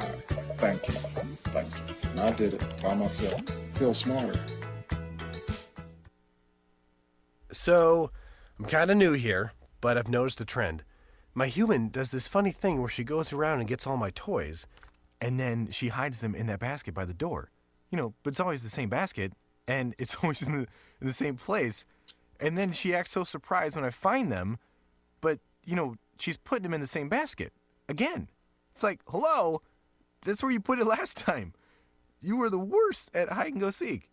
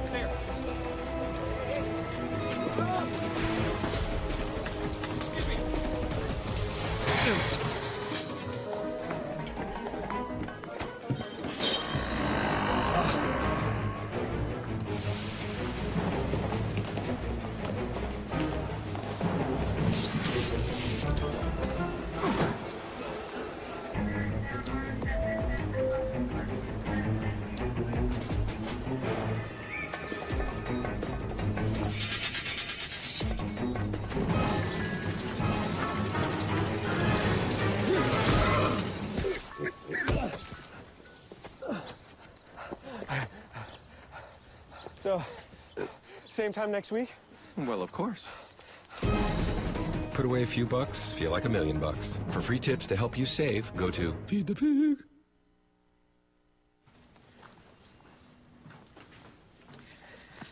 All right. I know this isn't any fun to talk about, but we should. Okay. So who's going to do what? I'll pack the dead batteries. Great. I'll only put what I don't need into a duffel bag. Perfect. That's totally unhelpful. No problem. Meanwhile, I will try to comfort everyone by speaking in a calm voice. And I'll try to get the generator going without any gas. Oh, let's not forget the cell phones, which probably won't work. Right. And who is going to handle supplies? I can forget to do a list for us. Thanks, pal. Well, I think we couldn't be any less prepared. I'm proud of you guys. Talk to your kids about who to call, where to meet, what to pack. Visit ready.gov/kids for tips and information. Hey, thanks for stopping by. You know, I followed your character since the first episode. I'm a big fan, big fan. Thank you. And listen, your storyline, it makes for incredible TV drama. Thing is, your drug use is very adult content. Too adult for the kids. So I'm gonna have to block you. Oh, man. Yeah. Well, have a good one. You're a nice lady.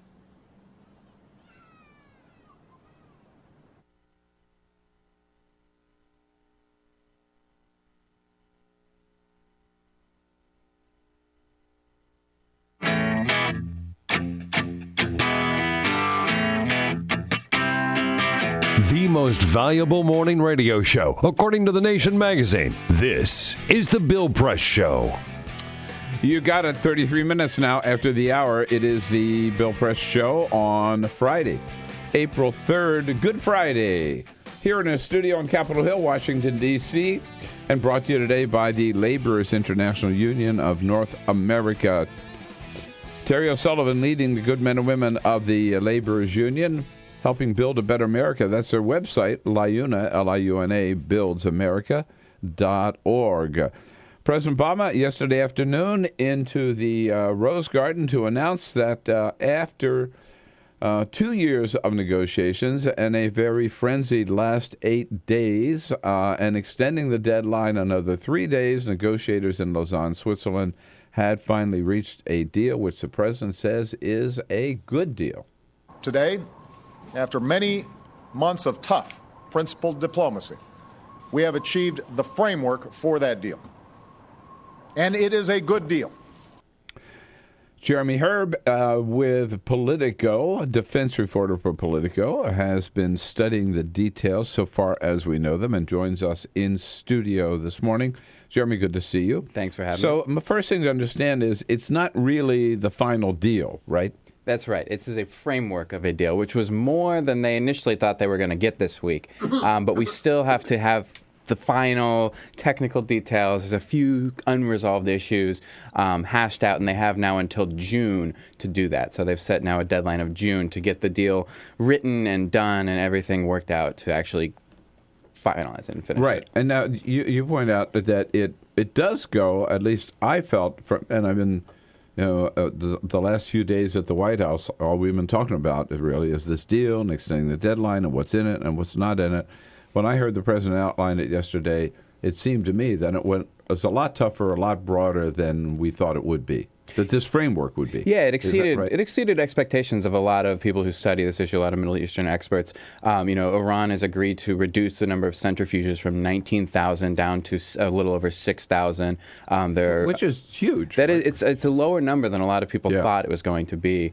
They've also, the amount of enriched uranium they have is going to go from 10,000 kilograms down to 300, which is a big big reduction, although how that happens still has to be worked out. That's one of the gray areas that is, and I think that's one of the areas critics are gonna look at.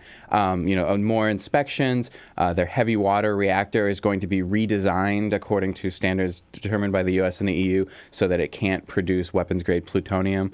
So there is a lot to like about this deal. Critics, however, are unsure that Iran is actually going to do all of what it says it's going to do, and that the actual deal itself is going to do what the White House says it's going to do. And if they don't, right? I mean, both the president and Secretary of State John Kerry made the point yesterday that if we have any evidence that they are reneging on the deal, we'll go back to sanctions, right? I mean, all bets are off. Yeah, so this deal will allow, once the IAEA, the nuclear overseeing agency, once they certify Iran has done this, sanctions related to nuclear issues will be rolled back from the U.S. and from the EU.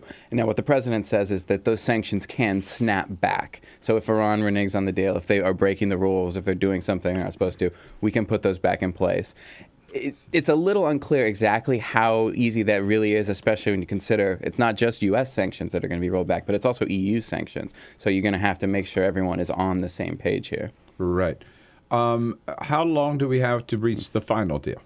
So June 30th is the deadline. As we've seen, the deadlines can be fuzzy if there are issues, but we are the goal. The goal, right. Exactly. It's like a framework, maybe if it would be the right way to put it. So they're going to try and finish this before the end of June. It's in Iran's interest to get this done because the sooner they finish the deal, the sooner they can get the sanctions rolled back. It's also in the president's interest because Congress, we're going to have to see how they react to this deal. And that's the next big step is whether Congress is going to pursue legislation that the president has warned could scuttle the deal. So will the work of the next few months be done by staff or experts? I mean, this is not something that John Kerry and the foreign ministers of Russia and France are going to stay in Lausanne, Switzerland. No, they're not going to be there. They're not going to get an extended hotel stay, although I'm sure as it gets near the end, they will go back. There are a few issues that still need to be, I think, resolved. Some of the details, there was a lot of detail in yesterday's announcement, but there are some fuzzy details. How does Iran go exactly from the 10,000 kilograms of uranium down to 300? What does the research they're allowed to do at their underground facility, what does that mean? That was one of the kind of last things that they negotiated before they announced this yesterday. So there are still some issues to resolve that probably will require Kerry and his counterparts. The president made the point yesterday. He welcomes a debate. He knows there's going to be a big debate. But his question to people who disagree with this deal or say this is not a good enough deal, if we can hear that, where he says, what's your alternative, basically? When you hear the inevitable critics of the deal sound off, ask them a simple question. Do you really think that this verifiable deal, if fully implemented, backed by the world's major powers, is a worse option than the risk of another war in the Middle East? That is the alternative, isn't it? Well, that's the way the White House is laying this out, black or white. We either have this deal, we reach agreement diplomatically, or we have war. It's an effective message. It's a blunt message, I would say, but it's effective in that, I think particularly for Democrats, the key for the president here is that Democrats don't abandon him, don't give the Senate the 67-vote veto-proof majority on the bill that the Foreign Relations Committee says it's still going to mark up, which would allow Congress basically a vote on the final deal before sanctions are lifted. And that's not something the White House wants because they say that putting Congress in there, and if Congress is ejecting itself, Iran still could walk away because the deal is not finalized. I think that argument that if we don't do this, the alternative is war. It's trying to win that political message because Republicans are not happy at all with what the president has done here. Right. So maybe another alternative would be more sanctions, but more sanctions means Iran would walk away from the table, probably. Right. And so the argument from Republicans is if you do ramp up the sanctions, as we've seen them already come to the table, you can get a better deal still. Take that for what it's worth, but that is their diplomatic argument, is that if you ramp up sanctions, we've seen that Iran is willing to come to the negotiating table. They'll come even more seriously. People like Lindsey Graham say, we want them to get rid of all their uranium. We want them to, have no centrifuges. And what the president says is that's just not realistic. You mean President Lindsey Graham? Yeah. President or future defense secretary or secretary of state perhaps is more likely there. If not from Hillary Clinton. No, that's only if a Republican wins the White House. But President Lindsey Graham may be a bit of a stretch. Just I think it's a big stretch. What is prompting Iran? We've been mortal enemies for 40 years, and nobody thought we could ever bridge this gap. But the fact that Peter and I were talking earlier, just the fact that we're sitting at the table with them is remarkable. It is. So what is their motivation? They want to come into maybe the 20th century, if not the 21st. Yeah, I mean, maybe it's not entirely clear because you always have Supreme Leader is behind the scenes, and you don't necessarily know what he's thinking, where they're thinking. But it's certainly interesting. If this is achievable, if this deal does happen and sets into place, that is a legacy for the president here, who from day one said, "I want to sit down and meet with America's enemies," and he was very criticized for that. But I think the sanctions have certainly had an effect on Iran's economy. We saw, their currency fell greatly before this happened, and that that may have pushed them over the line. They elected a moderate for Iran, put that caveat in there, president, which could have helped things. So it's certainly interesting, and I think there are still concerns, and I'm sure the White House has them too, that Iran is not 100% serious and still could go back from this. And I want to come back to the role of Congress for just a second. There is no requirement, is there, that or put it this way, the president could agree to the final product without a vote of Congress. That's right. Because this is not a treaty. This is it's an agreement. It's not an official treaty, and so that you don't need the vote of Congress. But Congress, of course, wants to play a role in this, and that's what part of the reason they want veto power. Exactly, they want veto power. There is concern on both the Democratic and Republican sides about this deal, and they don't want to just cede all of this authority to the president. Now, the one thing Congress is required to do is to permanently get rid of the sanctions against Iran. The president can suspend them, but it's Congress, because Congress passed them, that would be needed in order to repeal them fully. Right. And now, so we're going to have that. I'm sure we'll have the debate even before we see the final deal, right? Oh, yeah. Senator Bob Corker, who's chairman of Foreign Relations, says he is going to still mark up his bill in committee when Congress comes back in mid-April. That's the bill that would allow Congress to sign off before sanctions are lifted.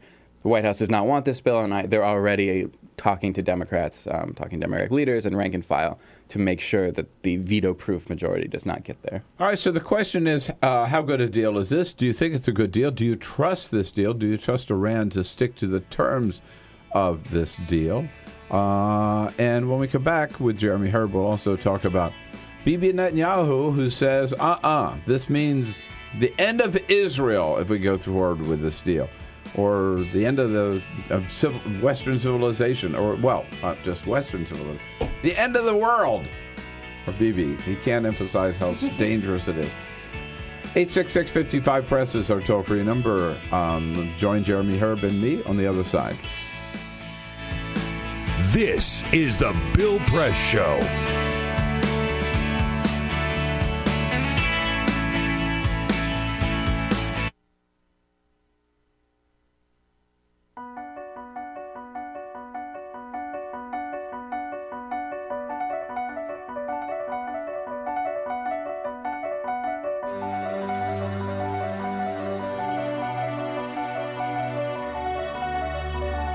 The most important issue on this planet right now is to protect and conserve biodiversity in the world's oceans.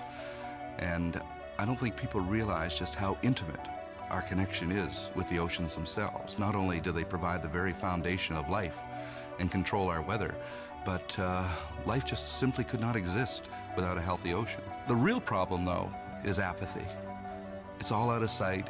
It's all out of mind, and people don't even think about it. But it doesn't matter whether you live in Peoria or on the coast.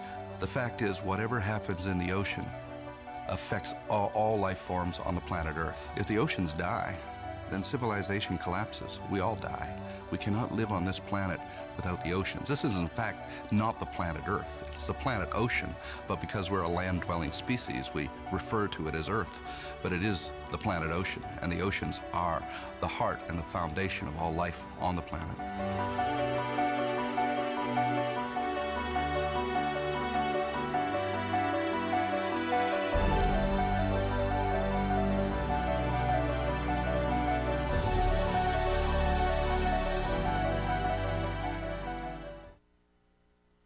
Two anti-government, self-described revolutionaries have shot up a pizza restaurant as well as a Walmart in Las Vegas.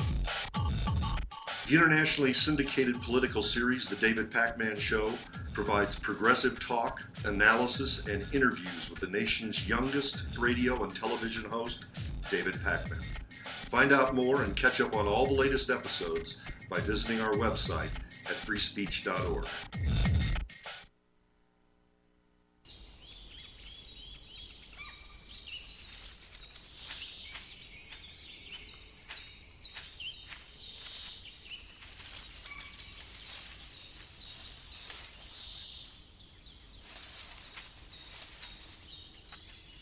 At Earth Justice, we defend the environment in the courtroom.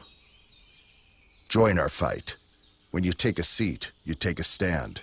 Earth Justice, because the Earth needs a good lawyer.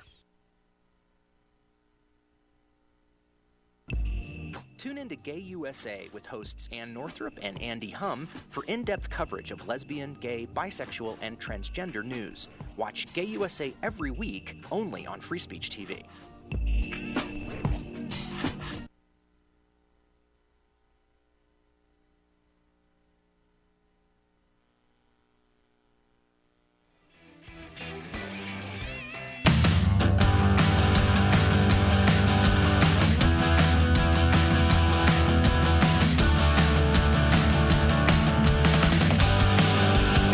On your radio, on TV, and online. This is The Bill Press Show. Here we go at 13 minutes now before the top of the hour. Jeremy Herb from Politico, defense reporter from Politico, in studio with us. And we're talking about the framework for a final deal on Iran abandoning its nuclear weapons program reached yesterday in Lausanne, Switzerland. Jeremy, how close is Iran really to having a nuclear weapon? Depends who you ask. We've heard from the Israeli Prime Minister, right. They're always just around the corner from getting it. I know, right. And we've heard that for many years. I mean, what the White House said it's yesterday. It's always been a year away, or it's been a year away for many years now. And I mean, if they pursued it, the key there is that they have to go from that low enriched uranium up to the high, the 90% grade. Weapons grade, and so that hasn't, as far as we know, that hasn't happened, and so they're not there. But the breakout time that they would need if they pursued it, the idea of this deal is to go from 2 to 3 months to a year, so that it would take them a year if they said tomorrow we want a nuclear bomb. Okay. Now, so what does this? If we can get as far away from the rhetoric as we can on both sides, what does this mean for Israel?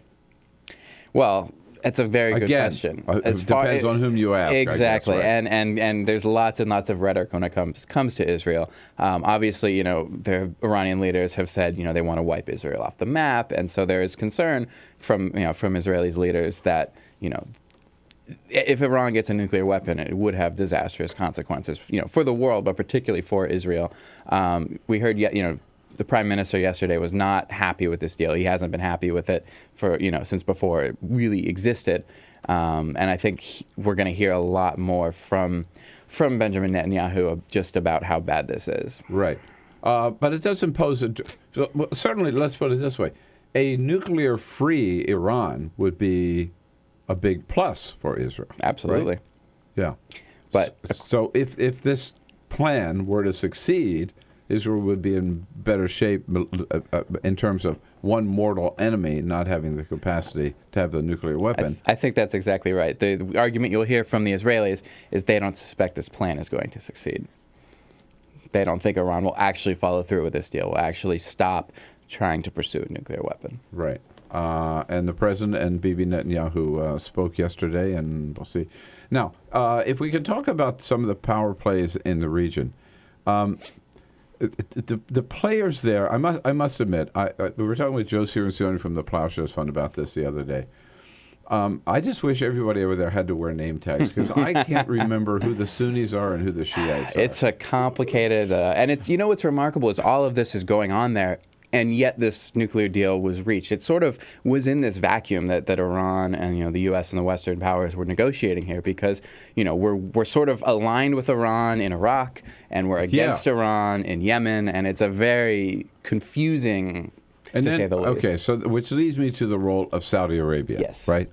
Now, they're not happy with this deal necessarily because they're the enemy of Iran as well. Exactly. Right? God. And they're the enemy of Bashar al-Assad, right? Mm-hmm. Because he's an ally of Iran's.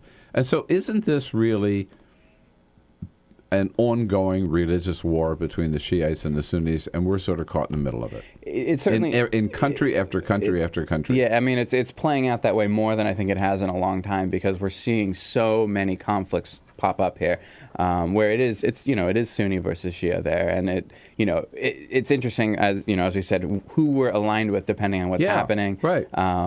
And ISIS sort of threw a whole another kind of element to it, and it's fueling it as well. But the unrest in Yemen, where we had a good partner in counterterrorism efforts, and now that's sort of gone. And I think that's, in Yemen in particular, there's the biggest concern for kind of a larger scale war breaking out. So in some countries we're allied with the Shia, and some countries we're allied with the Sunnis, right? Mm-hmm. Okay. You know what? That's why this is hopeless, as far as I'm concerned. It really is. Got it. I mean, they've been at this, right, since 1st century or 7th century. I don't know when Muhammad died, right? But this battle over who's the legitimate successor to Muhammad between the Shia and the Sunni, this has been going on for all that long. How do we think we're going to solve it today? Well, I don't think we do. But I think... I think the president, had a goal of certainly making the Middle East a lot more peaceful when he went into office. I think he's realized that's not something that's going to really happen over those last 2 years. I've seen it referred to as another 30-year religious war. I mean, it very well could be. I think, there are ways to try and de-escalate, but so far, it hasn't worked, because you have groups like Al-Qaeda and now ISIS, where if you attack them, in Afghanistan and Pakistan, it sprouts up elsewhere, and there's no real easy way to kill that off, and as a result, that's kind of what fuels all the the militantism and the violence. The cynic in me says that we ought to just tell you, look, you guys have been fighting over this since like 70 AD or whatever the time was when this whole the split started. You resolve this and you work it out, and then we'll come in and maybe help you out. For the time being, we're going to stay out of the middle of this religious fight. I mean, we certainly hear that argument from some people that we shouldn't be there.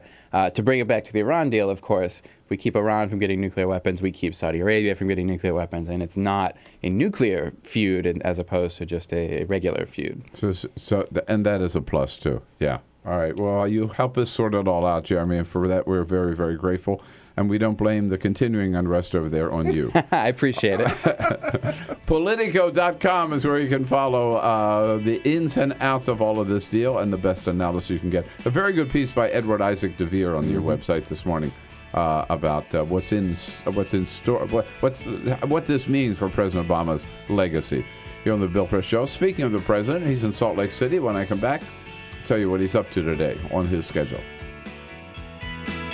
This is the Bill Press Show.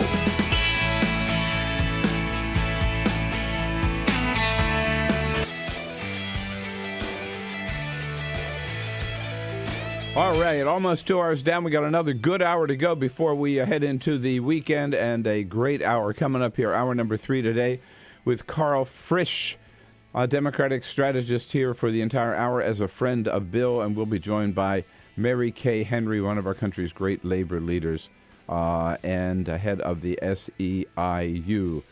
So we're going to, lots to talk about, and if you want to continue with us, you can see the third hour by delay, 5 o'clock Eastern, 4 Central on Free Speech TV.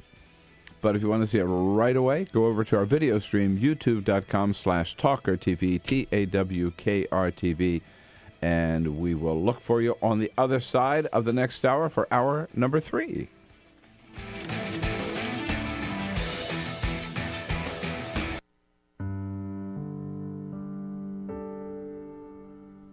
A few years ago, Plastic bag waste in our city came to a tipping point. It was clear. We had a bag problem. My department was tasked to reduce plastic bag consumption. We needed to come up with ways to change human behavior. So we asked ourselves, Would you like a bag? what do people really hate? Yep. Getting punched in the stomach. Preliminary studies showed that the consequences weren't severe enough to warrant behavioral change. Actually, can I get that double bagged? So we thought, what do people hate more than getting punched in the stomach? Kissing Helga. Hey, big boy. People didn't find her so offensive after all, so we had to get creative. How many bags? Okay, now pour this ice water down your pants. We tried everything.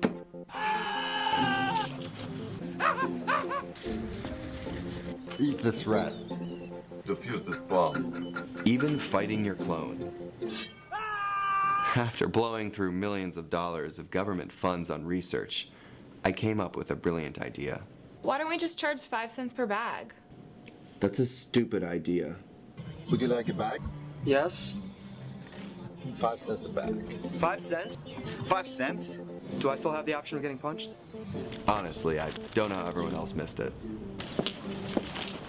Why don't you just get a reusable bag?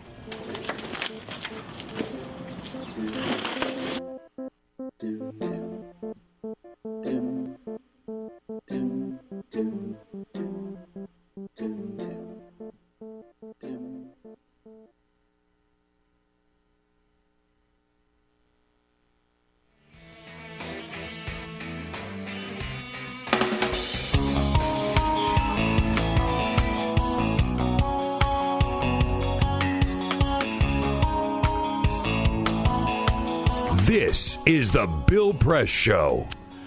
All right, Karl Frisch, Democratic strategist, here as a friend of Bill the entire next hour.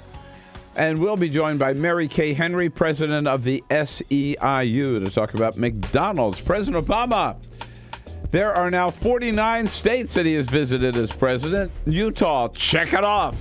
He spent the night there last night in Salt Lake. Today, he gets up and does a little roundtable on clean energy at Hill Air Force Base in Utah. And then he gets back on a plane, comes back here to the White House, where he and the First Lady will host a Seder dinner tonight at the White House. This is We'll the be right Bill back Press Show.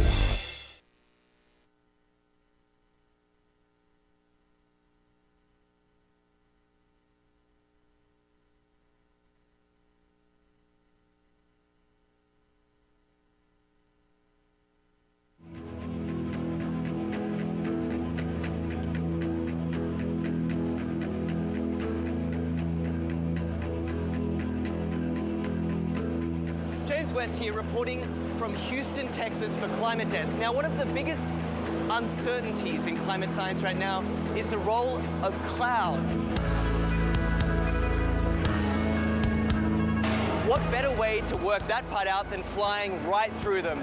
That's what NASA scientists aboard this airplane think. Welcome to NASA's biggest airborne laboratory. You're coming with us today on an 8-hour NASA flight mission. When you read these big IPCC climate assessments, what's the biggest uncertainty? There's two, right? The role of aerosols and clouds. Clouds is probably bigger than aerosols. That is a piece of a puzzle that right now we are missing. You can't get the models right if you don't understand the chemistry and the process. Now we're being told we've got to get on. The doors are about to shut, so let's go aboard.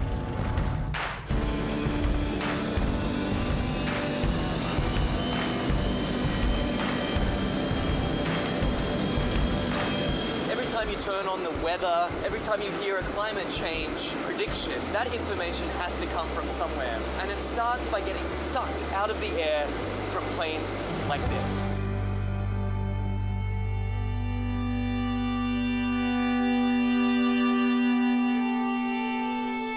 So this mission is to particularly try to understand the emissions from the surface, so mostly biogenic emissions, so from trees and other plants. Right now we're flying to our very first part of this experiment on the DC-8. Over Arkansas, there's a particularly pungent bouquet of emissions that scientists are interested in measuring. Well, these emissions lead to both aerosols and to molecules that both destroy and create ozone. So these are very important things to understand for climate studies. How it will manifest itself, it will be in more accurate and more reliable predictions. So what we're doing is taking a series of flyovers, each at a different level of the atmosphere, scooping up those emissions, testing them, and hopefully scientists are going to see exactly what's in this column of air all the way up.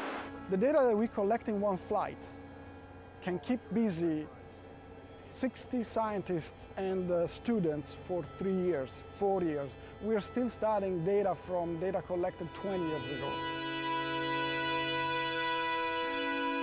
In fact, this particular mission today is its most heavily equipped in its nearly 30 years of service.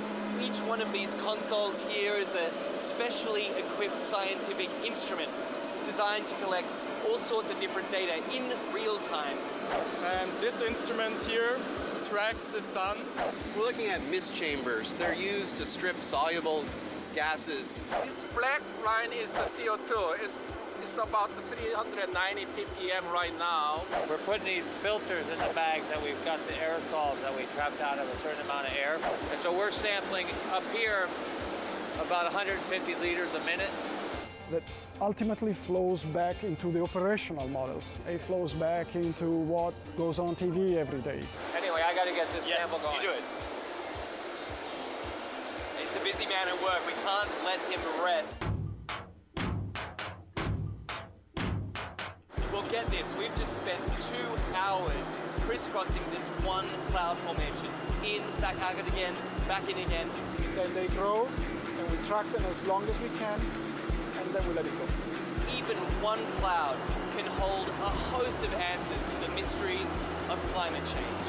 The patterns of, where the clouds are, what type of clouds we see, what kind of weather systems they're associated with it, that'll all be shifting in a shifting climate, in a world with climate change. Then the big spark is when we actually get the meat on the grill. And then it will be some time to process it.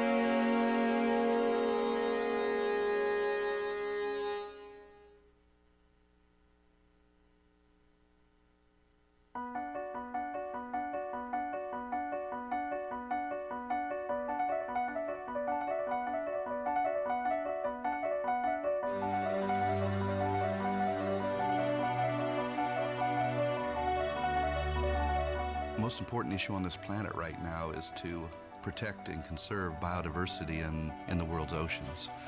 And I don't think people realize just how intimate our connection is with the oceans themselves. Not only do they provide the very foundation of life and control our weather, but life just simply could not exist without a healthy ocean. The real problem, though, is apathy. It's all out of sight. It's all out of mind, and people don't even think about it. But it doesn't matter whether you live in Peoria or on the coast. The fact is, whatever happens in the ocean affects all life forms on the planet Earth. If the oceans die, then civilization collapses. We all die. We cannot live on this planet without the oceans. This is, in fact, not the planet Earth. It's the planet ocean, but because we're a land-dwelling species, we refer to it as Earth. But it is the planet ocean, and the oceans are the heart and the foundation of all life on the planet.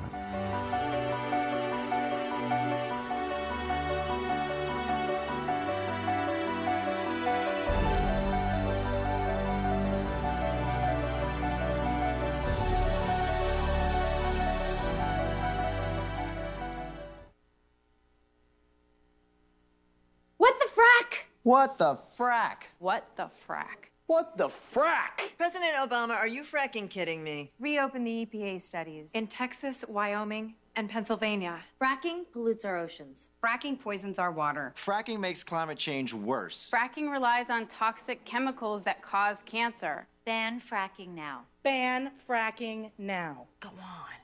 Ban it. Ban fracking now. Please.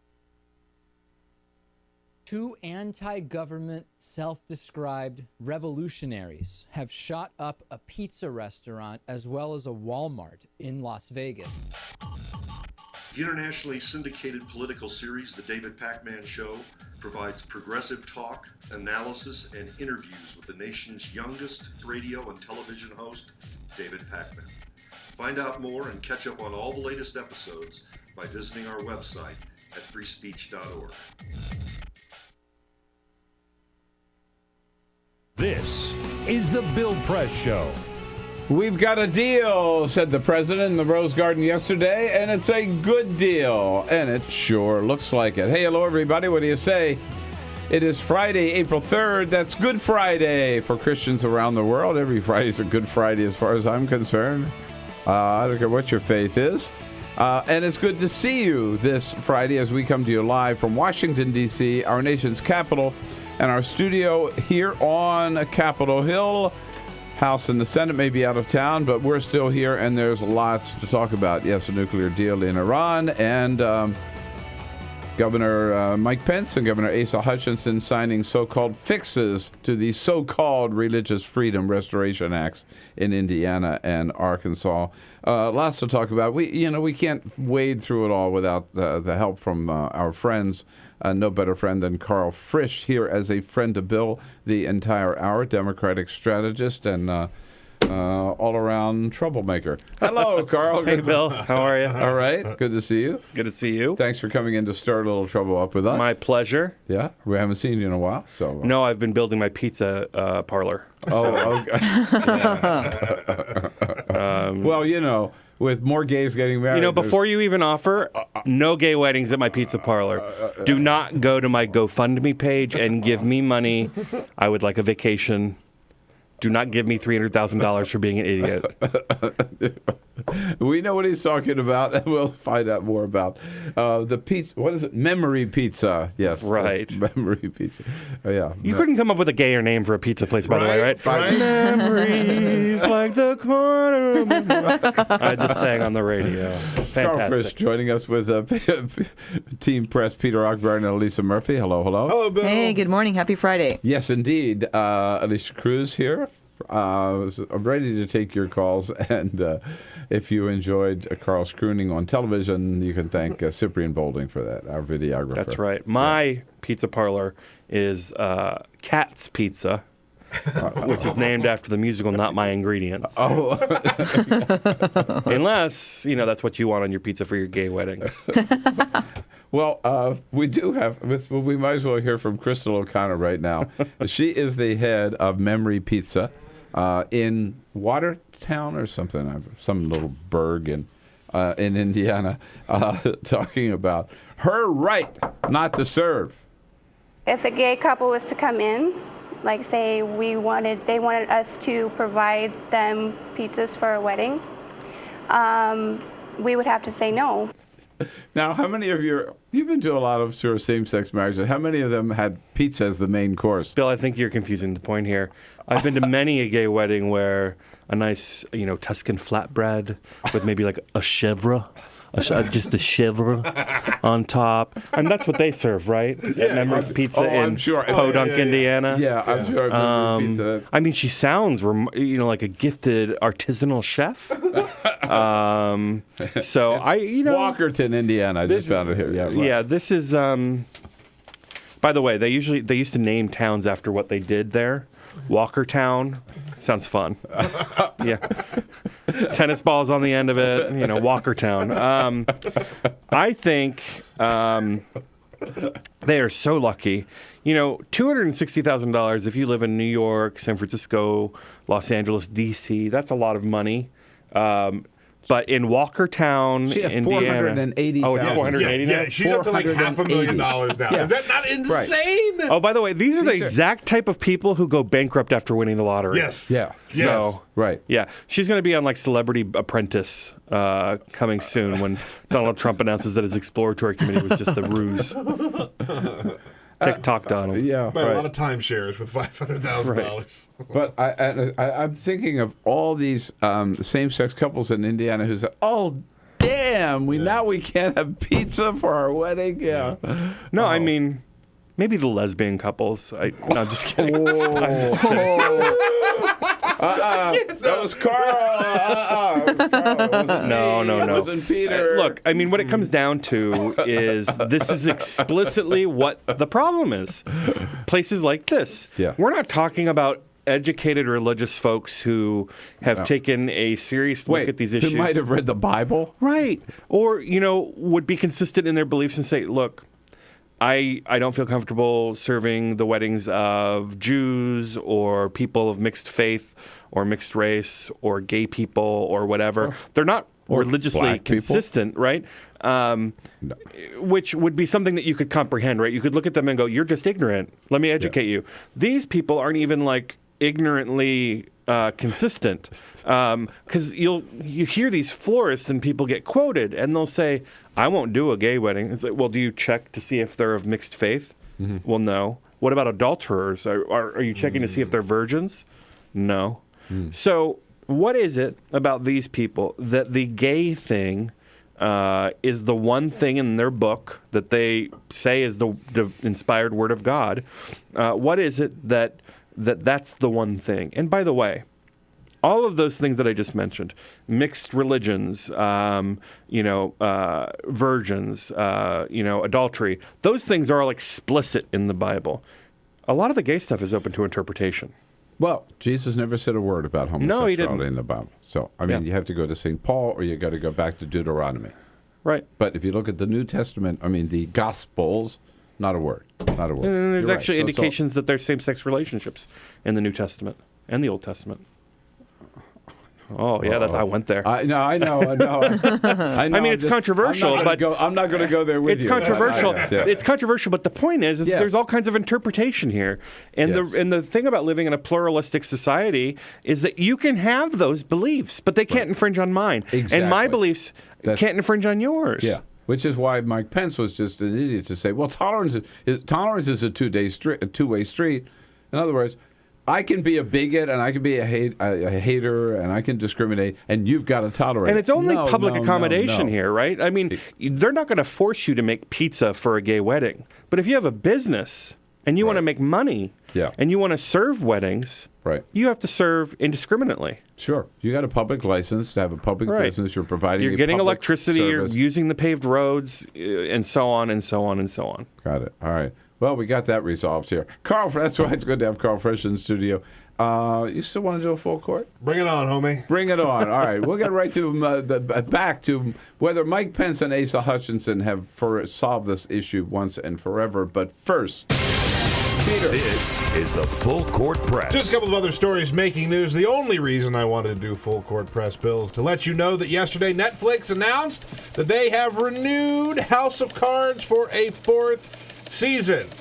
It is going to be coming back to Netflix in 2016. They just tweeted. No spoilers. No spoilers. I've only watched a couple episodes this season. But I've watched a couple of episodes this season. I'm not going to watch any more. But I'm going to say after this season, I don't people know. are still watching. I agree with you. I think this season is. I think Bo Wilmon, I worked with him on the Dean campaign when he was writing speeches for Dean. I think he's extremely talented. Yeah. And not every season can be good television. I've liked it so far, but I haven't gotten that deep into it. So we'll have it next year. So there you go. All right. According to NPR, one of the... Did you know that there are still Howard Johnson restaurants in America? Oh, yes. Only the classiest. Only the all of the nicest. gay receptions I go to. Yes, exactly. Are at a Howard Johnson. You don't want pizza catering your gay... I call my girl and I say, will you get me a reservation at the Howard Johnson? And by the way, nice gams. Oh my God. So there are three, well there were... Hojos. 3 Hojos left in America, and one of them has now closed. So there are only 2 left. 3? There were only 3. Lake Placid, New York. LAX. That one opened up in April of 1956, and they just closed. So there are 2 other ones left. If you want to go eat at a Howard Johnson, may God have mercy on your soul, and go to Bangor, Maine, or Lake George, New York. So those are the only 2. Bangor, Maine, and Lake George, New York. That's it. All right, there used to be one in Wilmington Manor, Delaware, man. That was a big deal. I don't know what I'm going to do. Where am I going to get... We would stop there at Howard Johnson's. I remember for a roast beef sandwich. Yeah. Where am I going to get my Salisbury steak? And in case you're not caught up in NCAA fever, I wasn't. March Madness. That's the National Association for People of Color. Something like that. Something like that. That's basketball. The NCAA basketball tournament Basketball. continues this weekend. It's a big game going to be coming up between Wisconsin and Kentucky. But last night, in case anybody missed it, was the NIT championship final. This is for the teams who aren't quite good enough to make it into the NCAA tournament. What was the final, who had the most touchdowns? It was Stanford and University of Miami last night, and quite an exciting game, as a matter of fact. It went to overtime. The Hurricanes from Miami rallied from a 13-point second-half deficit to force overtime, but they lost. Stanford won their second NIT title. They just can't get a break. 66-64. They go to Stanford. They're winning their basketball games. Yeah. And University of Miami's like, we play basketball. Yeah, right. Yeah. But you know what? The big game, and nobody really cared, right? Nobody cares. No, they're all into tomorrow's games. Nobody cares, exactly. Right. All right, you got it. Thank you, Peter. So, Karl, yesterday, Mike Pence, having first of all said, there's nothing wrong with this law. I'm proud I signed it. Everything is fine. No need to fix it. Well, he did somewhat of a fix yesterday. Asa Hutchinson, who said, I'm not going to sign this law until you fix it. He signed his fix yesterday. Does this put the issue behind them? No. I think it does give a little bit more energy to folks in the states who are still fighting for anti-discrimination laws there. I mean, just... Certainly the conservatives are not happy with what No, Pence they're not and happy, Asa but they wouldn't be happy if they announced that gay people were going to be put in internment camps. They'd say that's not biblically what we want to do with them. So, I mean, there's going to be continued effort to move forward with anti-discrimination laws. I feel compelled to remind straight people, whenever given the opportunity, that gay people can still be fired in 29 states just because of who they love. So imagine getting married and coming back after your honeymoon and getting fired when they find out that you married a man. Trans people in 30 states. You can be denied housing in 30 states. You can be denied leasing office space in 30 states. Your child can be discriminated in school in 30 states. In 20-some-odd states, you can be denied adopting your same-sex spouse's children or jointly adopting children. The list goes on and on and on in ways that gay people are not treated the same as straight people. So when these things happen, it was fascinating to watch the backlash to the backlash. I think a couple months ago, everybody thought that these things were going to be popping up all over the place because marriage equality was, probably a foregone conclusion. And now I'd be curious to see. I mean, I think there's going to be some, idiot governor somewhere who decides he's going to make his name by doing this and defying big business and sanity. But I don't think any serious place is going to push any of these forward without some sort of a loophole that protects gay people. And while Pence and Hutchinson may have loosen things up a little bit in their two states, the fact remains that the Republican Party still faces this big split, right? Between absolutely. Those who want to fight the culture wars all over again. Go back to like 2004 when we had 11 initiatives on the ballot and all of them passed, and those who want to kind of move forward with the Republican Party that's a little bit more inclusive. Well, and here's the thing. Mike Pence's middle name is homophobe. Right? I mean, this is a guy whose entire career has been built on homophobia. You go back and look at his 2000 campaign website for Congress when he finally got elected to Congress, and it is riddled with anti-gay verbiage. Asa Hutchinson, not as much, but he's a conservative from the South, so there you go. I think the issue here, Republicans and conservatives are not coming around slowly on gay issues because of the goodness of their heart. They're not going to win a couple gay votes here. What it's really about is that independents, women, and young people look at people who are anti-gay and think, you're crazy. I'm not even going to consider you. I'm dismissing you out of hand. Republicans can get by without winning gay votes. If they turned around tomorrow and became pro-gay on every plank, they might pick up 20% of the gay male vote, maybe 2% of the lesbian vote. But that's not enough to switch all those issues. It's certainly not.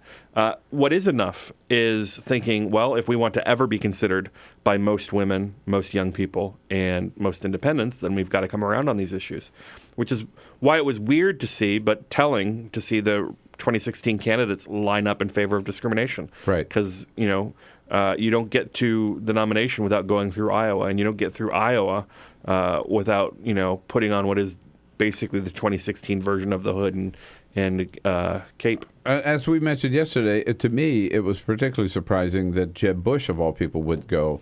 I know. Weeks ago, we were told he was going to be the gay savior for Republicans, or the Republicans' gay savior. But but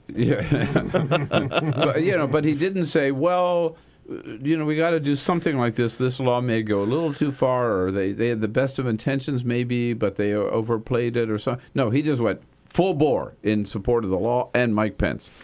And then Mike Pence basically pulled the rug out from under him and all the rest of it. Most gay people, most straight people, by the way, don't know that gay people can be fired or discriminated against in most states.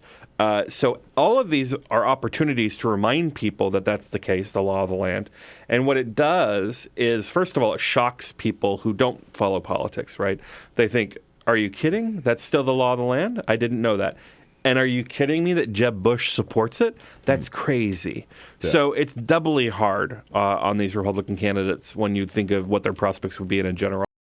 Karl Frisch with us, Democratic strategist here on this Friday, April 3rd. 866-55-PRESS is the toll-free number. Do you think that Mike Pence and Asa Hutchinson did the right thing by fixing the laws and will put that issue behind them? Let's talk about it here when we come back on The Bill Press Show. This is The Bill Press Show.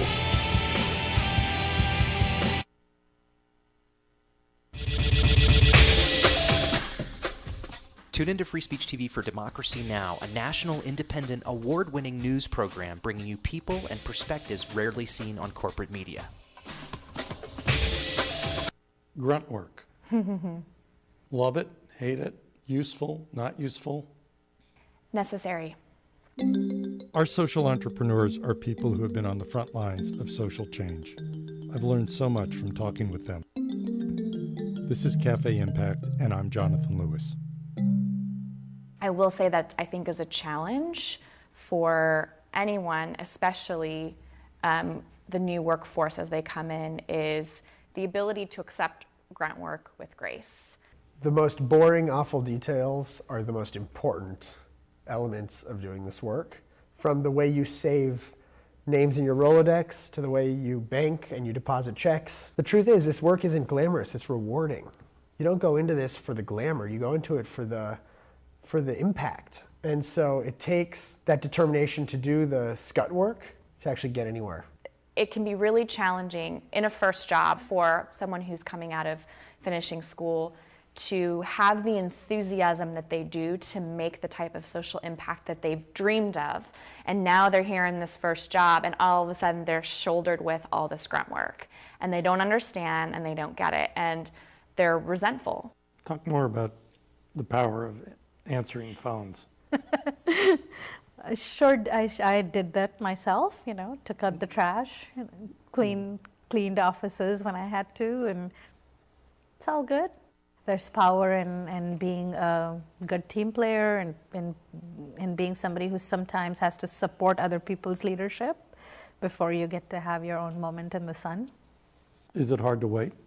It is absolutely hard to wait, especially if you're an alpha female like I am. I think grunt work can help a new employee build trust internally and teach them the nuances of how an organization is run so that they can have a real good sense of what HR is doing, what finance is doing, what all the other departments are, and that actually makes them a better employee in the long run. So in my role on a daily basis, I literally can be looking at a new venture in software.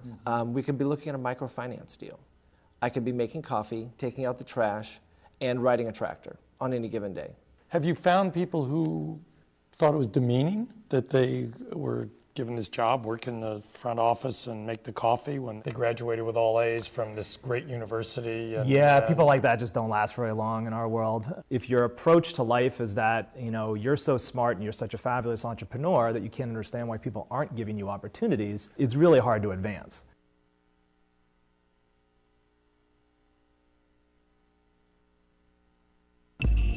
Tune in to Gay USA with hosts Ann Northrup and Andy Hum for in-depth coverage of lesbian, gay, bisexual, and transgender news.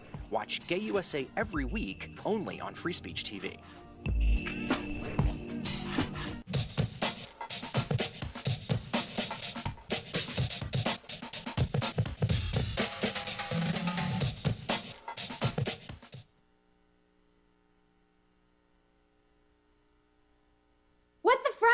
What the frack? What the frack? What the frack? President Obama, are you fracking kidding me? Reopen the EPA studies. In Texas, Wyoming, and Pennsylvania. Fracking pollutes our oceans. Fracking poisons our water. Fracking makes climate change worse. Fracking relies on toxic chemicals that cause cancer. Ban fracking now. Ban fracking now. Go on.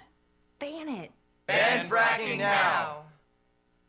Please.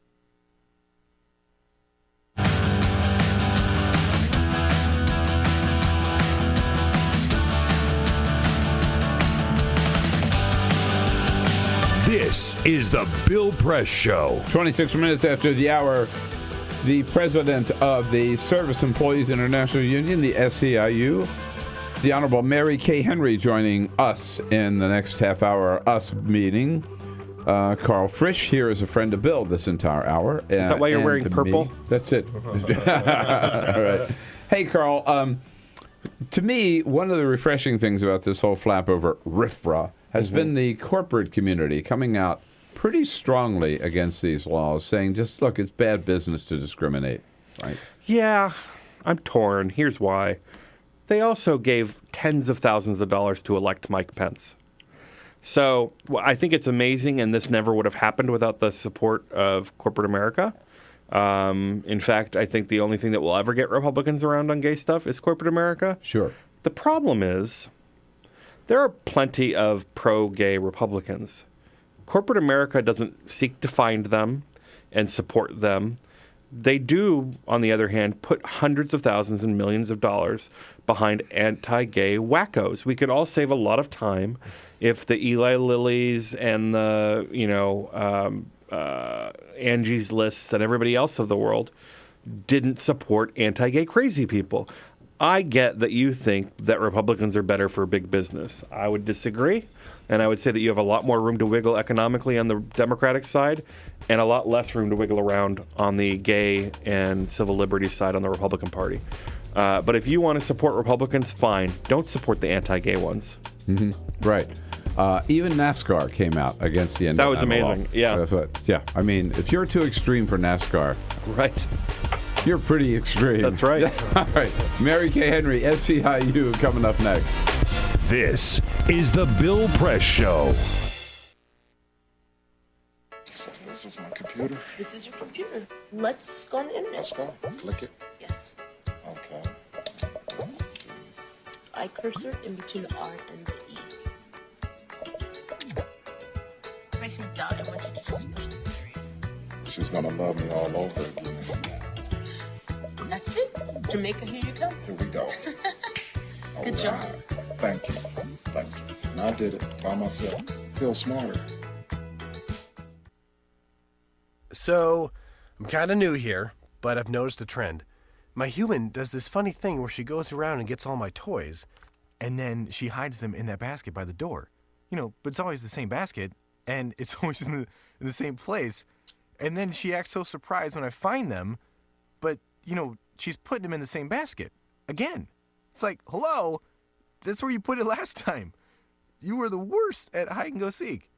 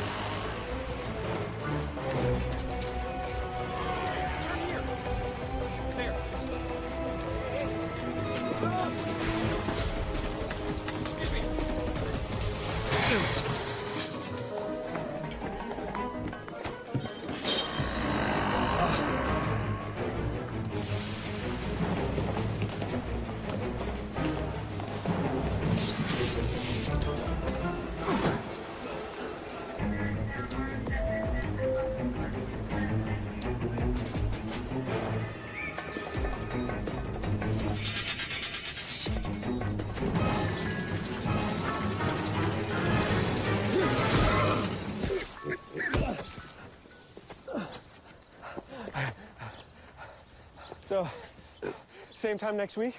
Well, of course. Put away a few bucks, feel like $1 million. For free tips to help you save, go to Feed the Pig.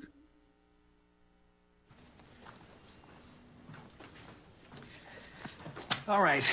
I know this isn't any fun to talk about, but we should. Okay. So who's going to do what? I'll pack the dead batteries. Great. I'll only put what I don't need into a duffel bag.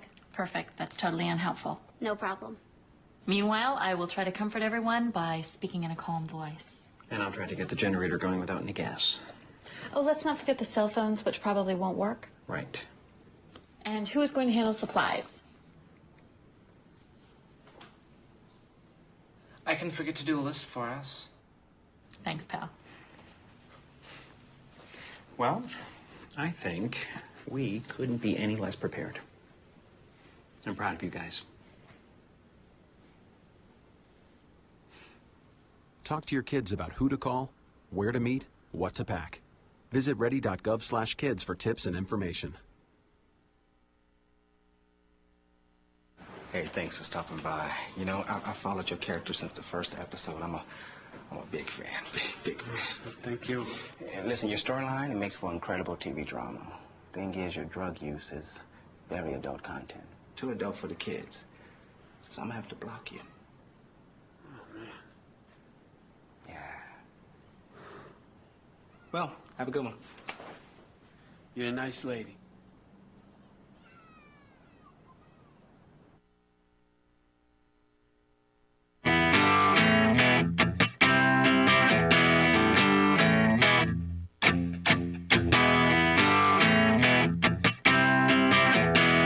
The most valuable morning radio show, according to The Nation magazine. This is The Bill Press Show. All right, at 33 minutes after the hour, let's make it. On Friday, April 3rd, it is Good Friday. Every Friday is a Good Friday here at The Bill Press Show. Good to have you with us. Karl Frisch is here, Democratic strategist, as a friend of Bill for the entire hour. And before we get to our next guest, we have some breaking news. Peter Ogburn. Yes, indeed. We have the unemployment numbers that are out. Only 126,000 jobs were added last month. The unemployment rate stays the same at 5.5%. Bill, you had mentioned that the expectations for last month were around 225,000. So, by all accounts, this is a big miss for the month of March. It is very still much.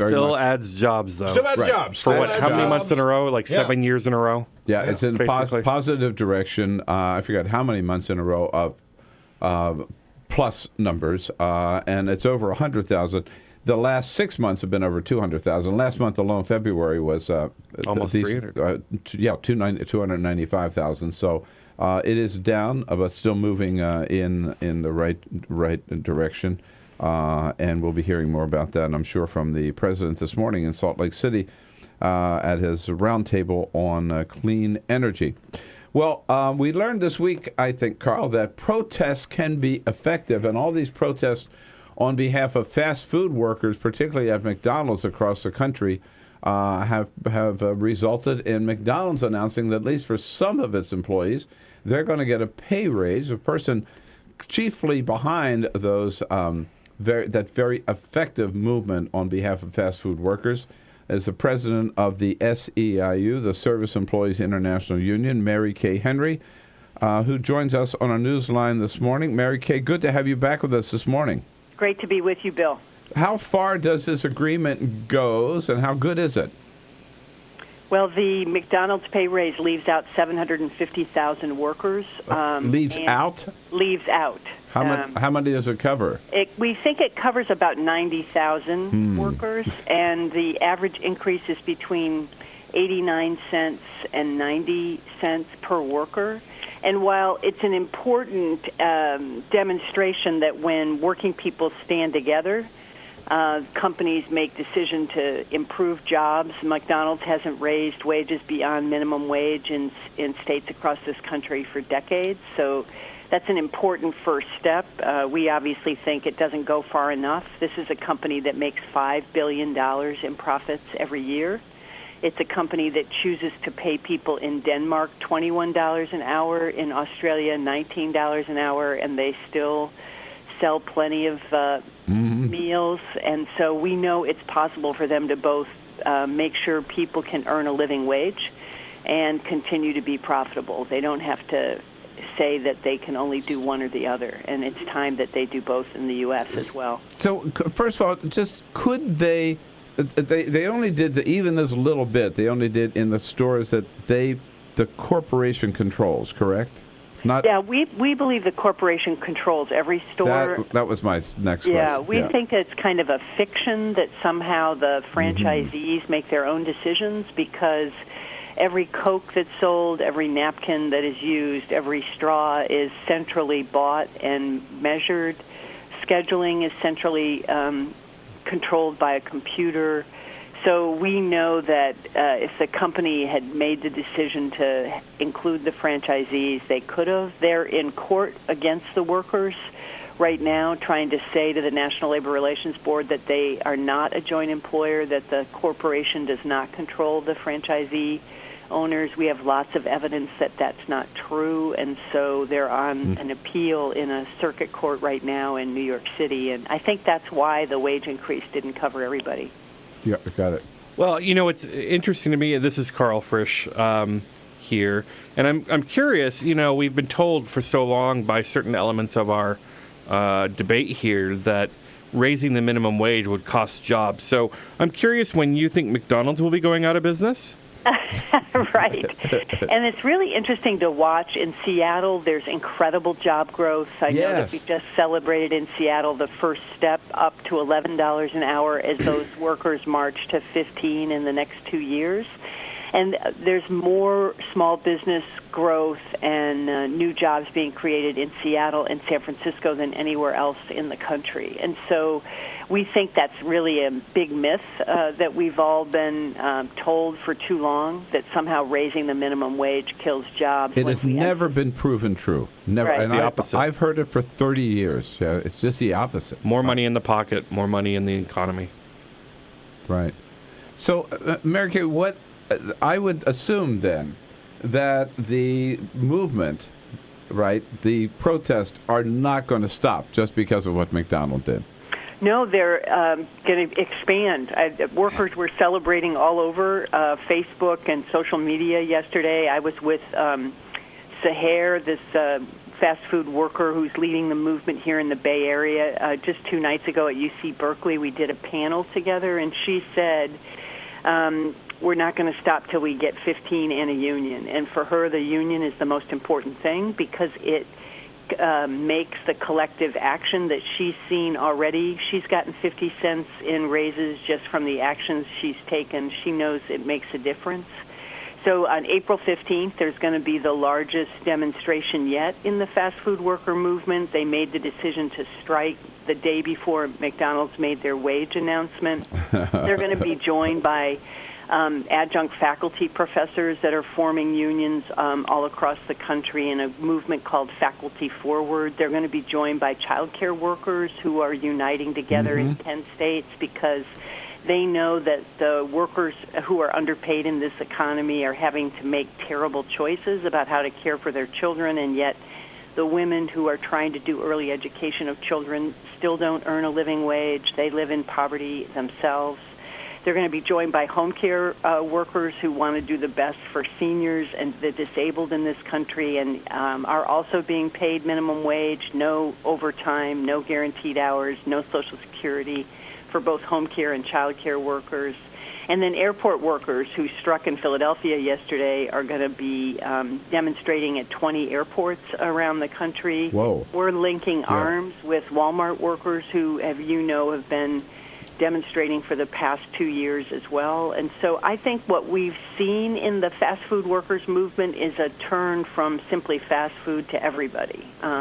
And in our union and in other parts of the labor movement, workers who earn more than 15 understand that we cannot raise the ceiling for wages in this country unless we lift the floor. And that's why all across our union, people who earn $75,000 or $100,000 a year are actively engaged in helping expand the fight for 15 because they know it'll affect all of us, and it's about having a fight for our future and what kind of world we leave our children. And so this demonstration, or the series of demonstrations, will be taking place not just in the Bay Area, I want to be clear, right? Across the country. Oh, yes. I'm sorry. Yeah. April15.org, you'll see 220 cities, and people can self-organize. There's a toolkit that people can pull down and create their own action. They'll be joined by 37 other countries. This is a global movement. We are going to be active on 6 continents that day, and I think that's made a huge difference in how the multinational corporations, Walmart, McDonald's, Burger King, Wendy's, are looking at this. This is not something that is a flash in the pan. Speaking of them, one of the arguments that you often see from retailers that pay, wages far less than living is that, Walmart will point to Kmart, Kmart will point to Target, Target will point to Walmart, and so the circle of horrible living conditions continues. Do you think that McDonald's raising the wage for 90,000 workers will have an impact on other fast food companies to do the same? It may. I think that, Walmart made a decision to raise wages for 500,000 workers, I think 2 weeks ago. Mm-hmm. It was Gap right after the president called for 1010 a year ago that went to 1010. I think this movement at the minimum wage jobs in the economy is in the self-interest of these businesses. As you said earlier, Karl, if you have more money to spend in your pocket, you spend it in your local economy, especially if you're a minimum wage worker. You're not taking trips. You're not putting your money in an offshore bank account. You're spending it right in your own neighborhood. And that's the best way to get the economy growing from the middle out again. And these jobs that you just reported on are the minimum wage jobs that are growing. Home care is the fastest growing job in the U.S. economy. We believe with bottom of our hearts that we have to make these jobs the good jobs that are the foundation of the next American middle class. And just like Henry Ford made a decision with auto workers, we think Steve Easterbrook can make the same decision for McDonald's and begin to take responsibility for returning not all of the profits, just some of the profits back into the pockets of the workers on the front lines of these stores so that they can lead a decent life. Right, and it is the wage increase, at least up to 15, and the ongoing protection of the union. The two of them really do go hand in hand. Yes. Yeah, I love the fact that this nationwide series of demonstrations is scheduled for April 15. It's 4:15. That's a good way of saying, right? We're 4:15. 4:15. Right. April15.org. We'll definitely put a link up to that on our website. This is the most exciting to me and the most effective labor movement I've seen in a long time. Mary Kay Henry, you are at the forefront of it, and we so much appreciate your leadership and your time this morning. Thank you, Bill. And on behalf of the fearless workers that are at the forefront of this movement, our union's proud to back them. All right, great. And especially getting up so early on the West Coast to join us. Yeah, double credit for that, Mary Kay Henry. Okay. All right, from the SEIU, SEIU.org. And it's April15.org. It's real. They've been doing a great job, really getting thousands and thousands of people out at every one of these. We'll be back with Karl Frisch here. Wrap it up on the Bill Press Show. This is the Bill Press Show.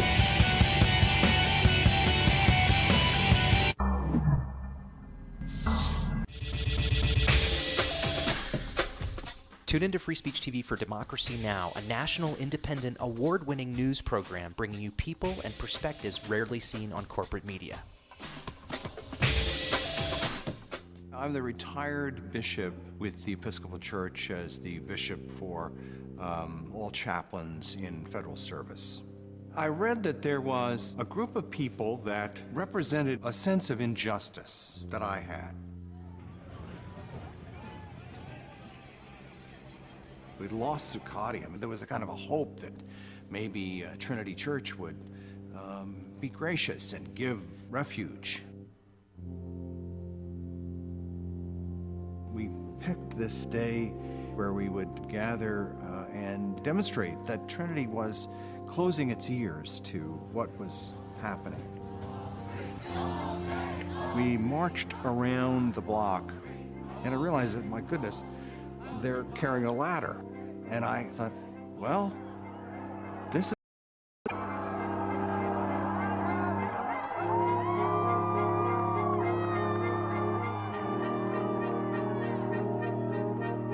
You could feel a spiritual presence. You could feel a certain something.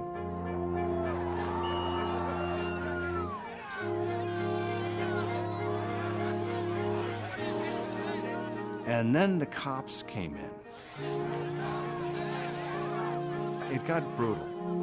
I'm with you right here. Robin, I'm here. The church needed, in this moment in history, to stand alongside of these protesters. The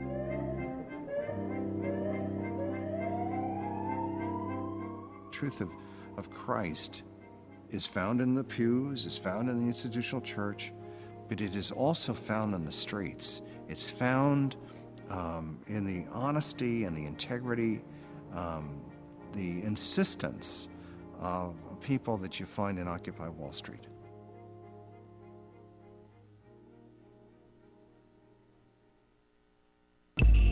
Tune in to Gay USA with hosts Ann Northrup and Andy Hum for in-depth coverage of lesbian, gay, bisexual, and transgender news. Watch Gay USA only on Free Speech TV. What the frack? What the frack? What the frack? What the frack? President Obama, are you fracking kidding me? Reopen the EPA studies. In Texas, Wyoming, and Pennsylvania. Fracking pollutes our oceans. Fracking poisons our water. Fracking makes climate change worse. Fracking relies on toxic chemicals that cause cancer. Ban fracking now. Ban fracking now. Go on. Ban it. Ban fracking now. Please.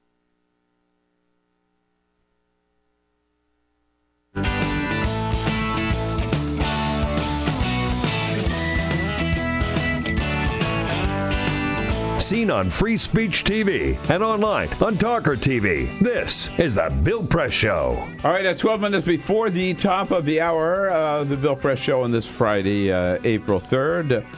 Karl Frisch here in studio with us, a Democratic strategist. As a friend of Bill this hour, a big weekend plans, Karl? Yeah. I'm going to hang out with my dog, celebrate Easter, maybe have some Cadbury eggs and some Peeps. Hang out with my Peeps. Yeah. But not the weird new colors. Oh, yeah, the whole yellow new and pink. School of Peeps is a little frightening. A little frightening. Yellow and pink, little rabbits, or little weird creation. Are they chicks? Although they look like little blobs. Although they have other animals now, they have other colors. Those are not acceptable. Although they do have chocolate-covered Peeps. Yummy. Which ain't half bad. Yeah. Okay, I got to go. Chocolate-covered Peeps ain't half bad. I will be buying some of those. I have to tell you the plans for my big weekend. Tomorrow, I'm going up to my hometown up in Delaware City, Delaware. I mentioned this a little earlier on the program. I grew up in Delaware City. There are 3 streets, maybe 4, but a small town. I grew up on Clinton Street. There's a new restaurant there. I'm meeting my brothers and sisters for a pre-Easter lunch tomorrow at the new restaurant on Clinton Street called... Is it Memories Pizzeria? No. Not quite. It's called Lewinsky's. Really? So it's Lewinsky's on Clinton. Wow. That's insane. Going to be there tomorrow. I can't resist. Got to get my picture taken. Do you think they just play her TED Talk over and over again? Did you see that they're thinking of that she might be added to The View? I saw that. Yeah, they're talking about adding her to the I don't know if you saw her TED Talk, but it was good. Yeah. Was it? Yeah, she's good. Oh, yeah. no, I didn't see it. So apparently she's been doing media training for the last 20 years. Yeah, right. So there I will be at Lewinsky's on Clinton tomorrow. I expect the paparazzi to be there when I arrive. Yes. And, And well, I mean, in fairness, they follow you everywhere, Bill. You can hardly get a moment alone. And we will be tweeting out from there tomorrow. You were talking about some places where there's still discrimination against gays, which people may not be aware of. One place I think people are aware of is the Boy Scouts. Right. Boy Scouts of America still have this ban against adult gay leaders. Right. So if you grow up as a Cub Scout like I was, my grandfather was in the Lord Baton Powell's first Boy Scout troop. Get out of here. I'm not kidding. I was the most popular kid at all the potluck dinners because I would bring photos. And I'm like, oh, my grandfather with Lord Baton Powell. And so if you grew up in scouting, Cubs, little Tiger Scout, Cub Scout, Boy Scout, become an Eagle Scout, the second you turn 18, it's like some kind of a fly swatter for a gay butterfly. The second you become an adult, they no longer want you. You've just secured the highest award and honor you can get in scouting, and then they say, "See you later." Right. Yeah. It makes no sense. And New York State has defied this ban. Right. And we'll see what happens. I mean, culturally, they've hired just to catch up with the news. A troop in New York State, or maybe it's the state council, has hired a gay Eagle Scout leader, who is over 18, who's 18, as a counselor in a summer camp. So they're basically. And by the way, there are gay camp counselors at summer camp in the Scouts. It's just they're not open about it. I mean, I have friends, lots of gay friends that were Eagle Scouts. I think the thing here is that when they changed the rules, it was progress, but it was a slap in the face. Because while it made it easier on gay kids and gay teenagers, it basically underscored and reinforced a horrible gay stereotype, or it's not even a stereotype, just a horrible gay myth that gay people are child molesters. Children, child molesters, right? Yeah. So I think it's good that New York defies this, and we'll see what the national organization does. Yeah, but it's only a matter of time before they have to change. They're going to have to. They're just going to have to. Have you read Barney Frank's new book? I haven't read it yet, but I have it. Yeah. I think it's going to be a summer reading book for me because, I mean, if it's if it's even a smidge as entertaining as it is to hear him talk for 5 minutes. I mean, when I worked on the Hill, they said if you had not been franked, and I said, you mean mailed by the government? And they said, no, if Congressman Frank has not chewed you out in a hysterical, horrible way, then you've not really worked in Congress. Right. Yeah. I miss Barney Frank, and never forget the last time we had. No, not the last time, but one time we had him here on the show by phone. That one time, and I gave him a big introduction and everything. Congressman Barney Frank, one of the most liberal members, on the air. Hello, Congressman. Good morning. And he started out by saying, "I got 5 minutes. What do you want?"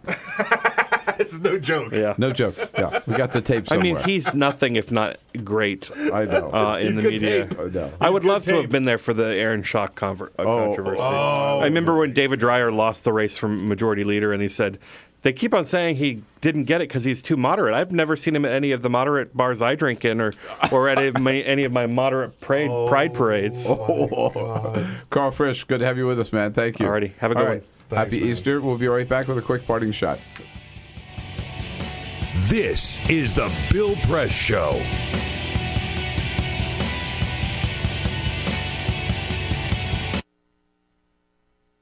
It is possible to read the history of this country as one long struggle to extend the liberties established in our Constitution to everyone in America. In other words, who, according to our laws and culture, gets to be considered a person? The law creates legal personhood, and movements create law and change culture. So, how have the courts passed laws to shape our culture?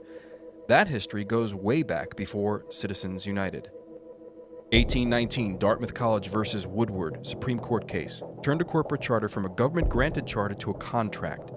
This ruling gave corporations standing within the Constitution. 1886, Santa Clara County versus Southern Pacific Railroad.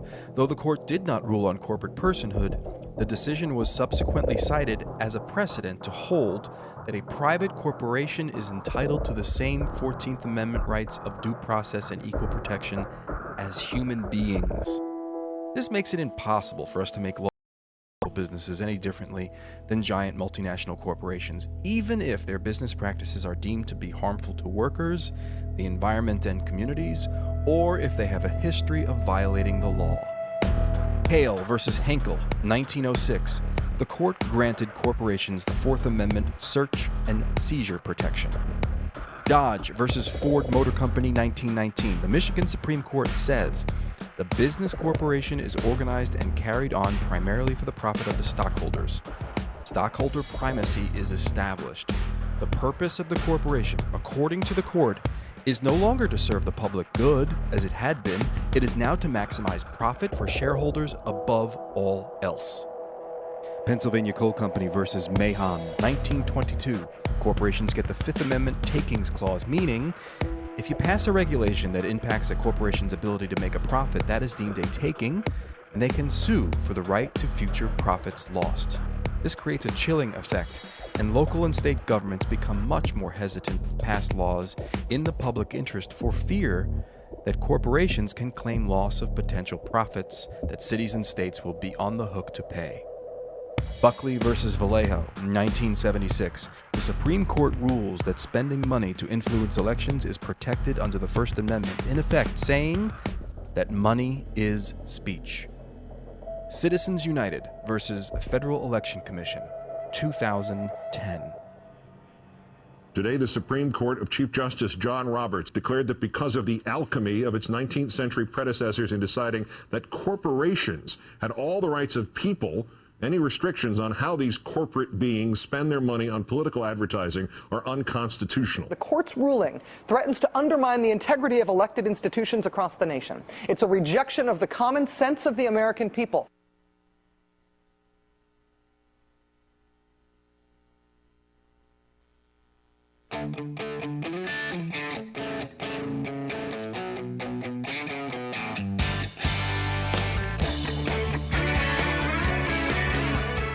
The Parting Shot with Bill Press.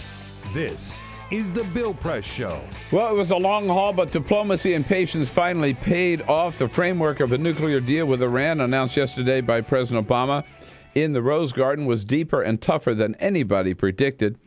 Iran gives up possession of plutonium, not produce any uranium for at least 10 years, not stockpile any potential bomb-making materials for at least 15 years, and during that time they will accept regular, unlimited inspection by international monitors. It's a good, solid deal which never would have happened without the determination of President Obama and Secretary of State John Kerry.